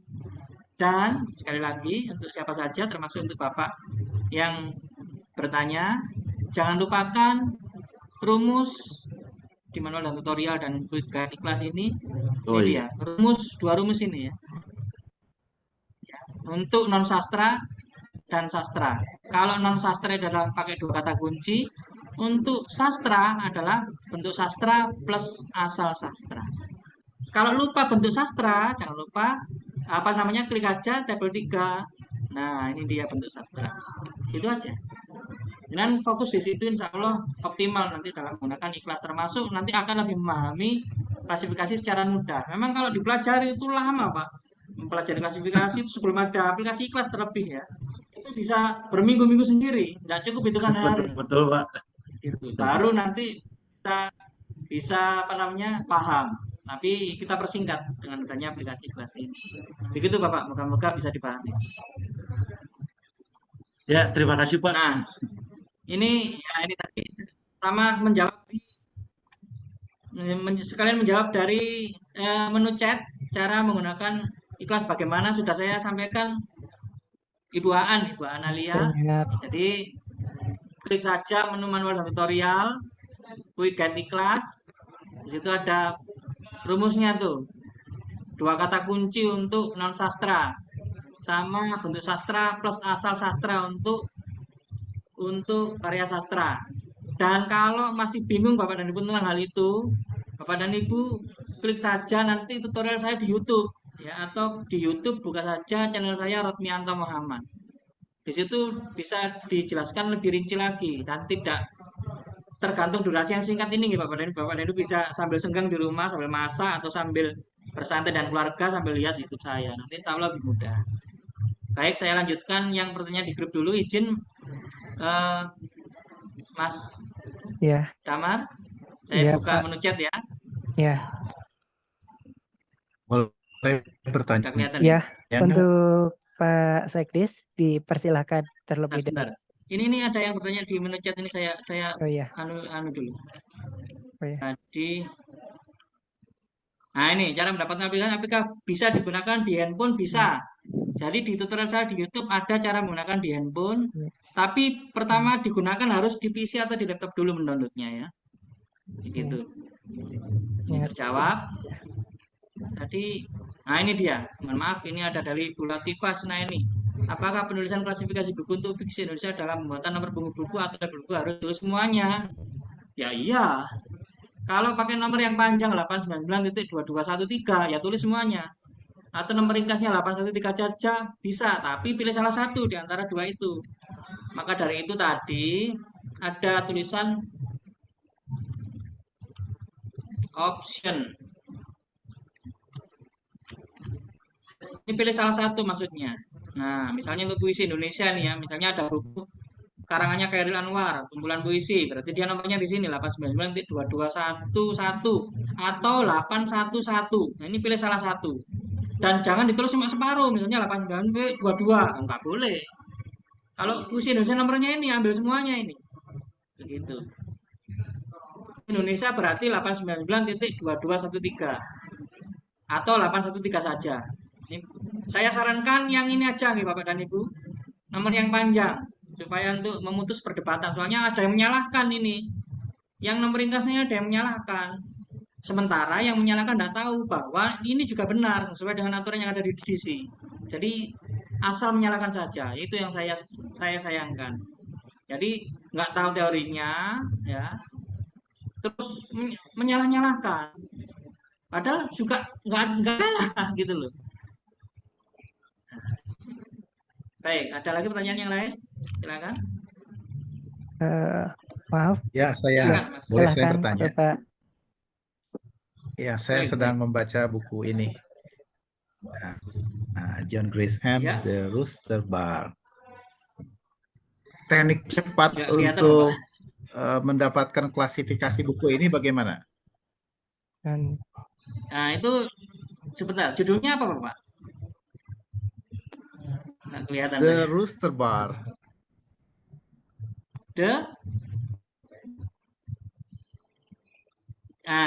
Begini aja deh. Saya kembali ke menu manual tutorial. Rooster Bar. How to class ya. Jadi isi buku mengklasifikasi mungkin bisa diketahui dari judulnya. Namun kalau dari judulnya Ya, belum terus diketahui tuh. Bapak, kita harus simak dulu Oh. daftar isi atau kata pengantarnya. Jadi begitu nanti membahas apa, nah itu kata kunci yang kita gunakan untuk menemukan nomor kelasnya. Nun sewu Bapak, mohon maaf. Buku karangannya John siapa itu Bapak? John Grisham ini novel ini. Grisham. Oh, novel. Ya. Oh, kalau novel ya berarti tinggal asalnya dari mana Bapak? Itu pengarangnya. Amerika. Pengarangnya dari Amerika. Berarti kalau novel maksudnya ini nih, Iya. bentuk sastra tadi ya, fiksi, novel karena bentuknya fiksi.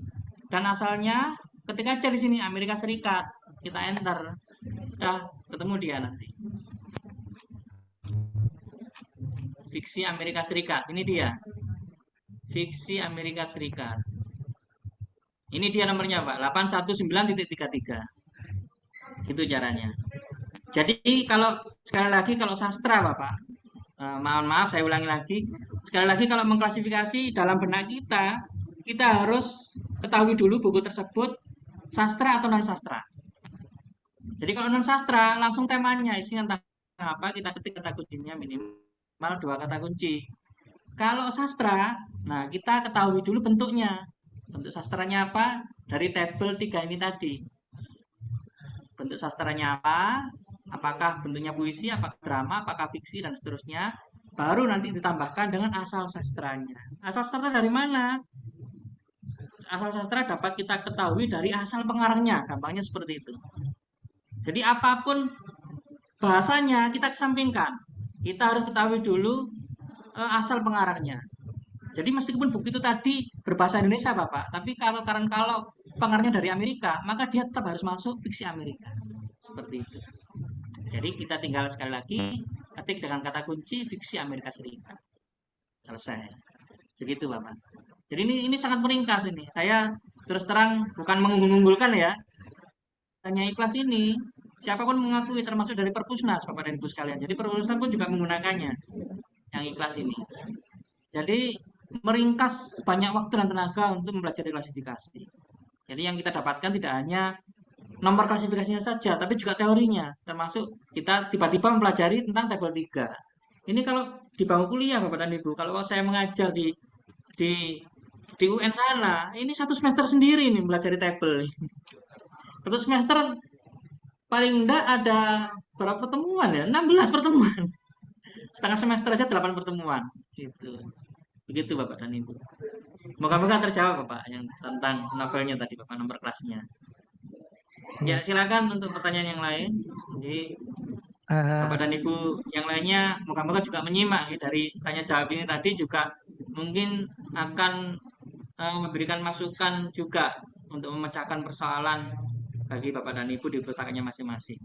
Oke silakan Mas Damar selaku moderator. Ada pertanyaan yang lain. Mas Damar. Mungkin ini yang terakhir ya.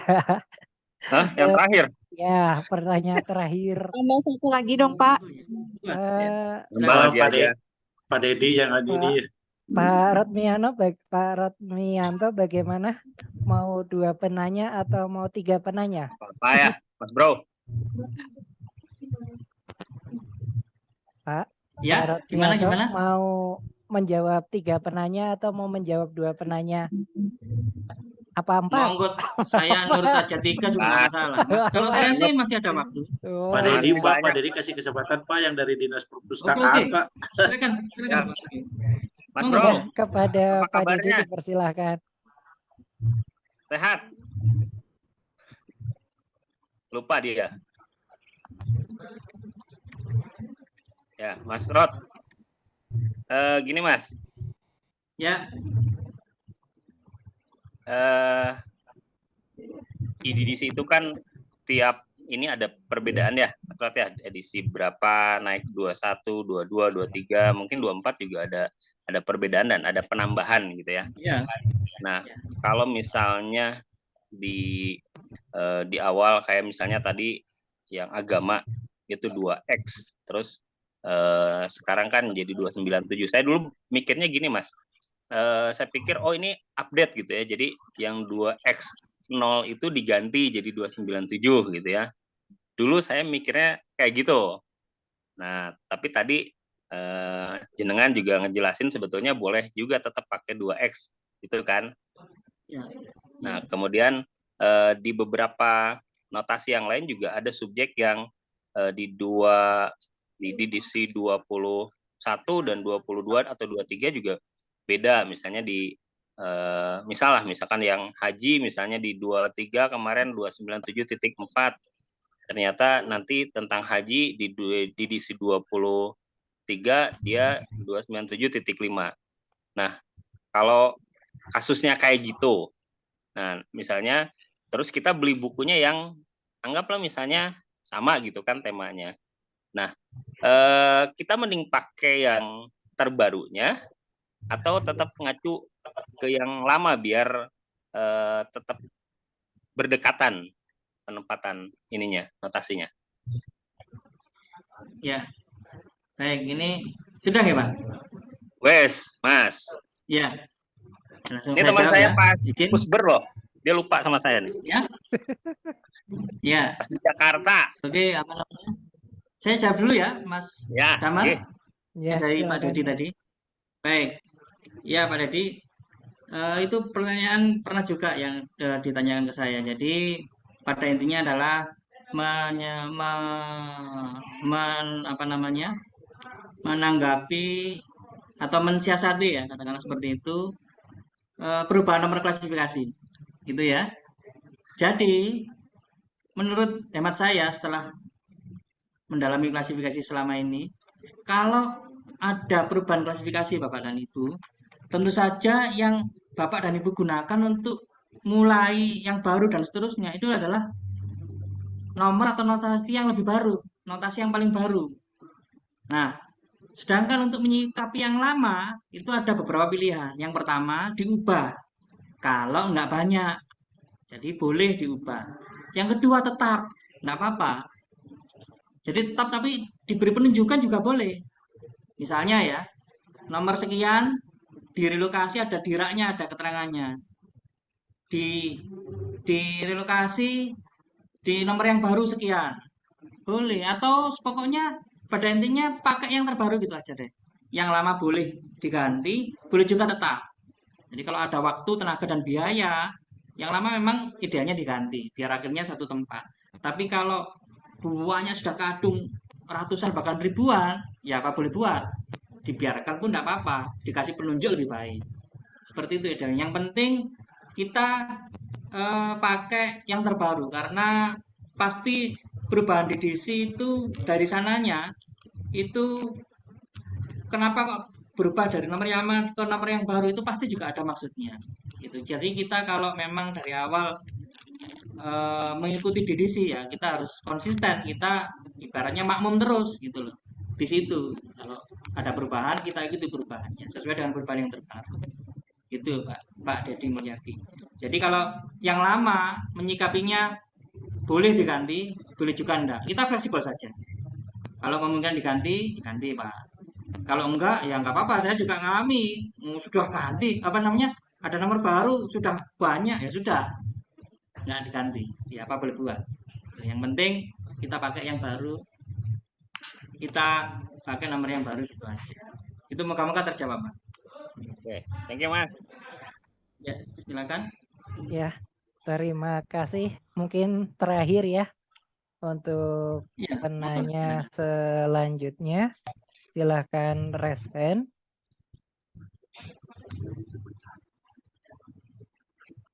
silakan, Bapak dan Ibu, masih ada waktu untuk membahas satu pertanyaan lagi. Oke, sepertinya semua sudah terjawab. Yang gitu. paling banyak mesti nanyain, Pak, gimana cara mendapatkannya? Sama Ya. ini mungkin terakhir pertanyaan dari saya. Kan Ya. kita di Arpus Kabupaten Sukabumi juga termasuk instansi pembina. Itu kalau kita ngasihkan dalam berbagai seminar dan berbagai pertemuan dan pelatihan, apakah boleh? Ya. Dan tentunya Jadi diizinkan kalau oleh. ya. Jadi begini, saya apa namanya fleksibel saja kok. Kalau misalnya Mas Damar atau Pak Dedi atau siapapun yang ada di forum ini dan bahkan di mana-mana, saya selalu menyampaikan boleh-boleh saja, Pak. Boleh-boleh saja Bapak dan Ibu misalnya mengadakan pelatihan ya, terus memberikan aplikasi itu secara onsite. Boleh. Namun jangan lupa jangan pesani juga ke peserta bahwa aplikasi ini ya, yang jangan kasihkan ini jangan diupload di internet gitu. Karena ya, pokoknya biar kami yang nanggung lah. Itu terus terang dulu itu ya, saya dapat teguran dari nggak tanggung-tanggung dari Amerika sana. Jadi sana itu merasa rugi karena ada aplikasi gratis semacam ini gitu. Ya, intinya lewat onsite seperti ya, dengan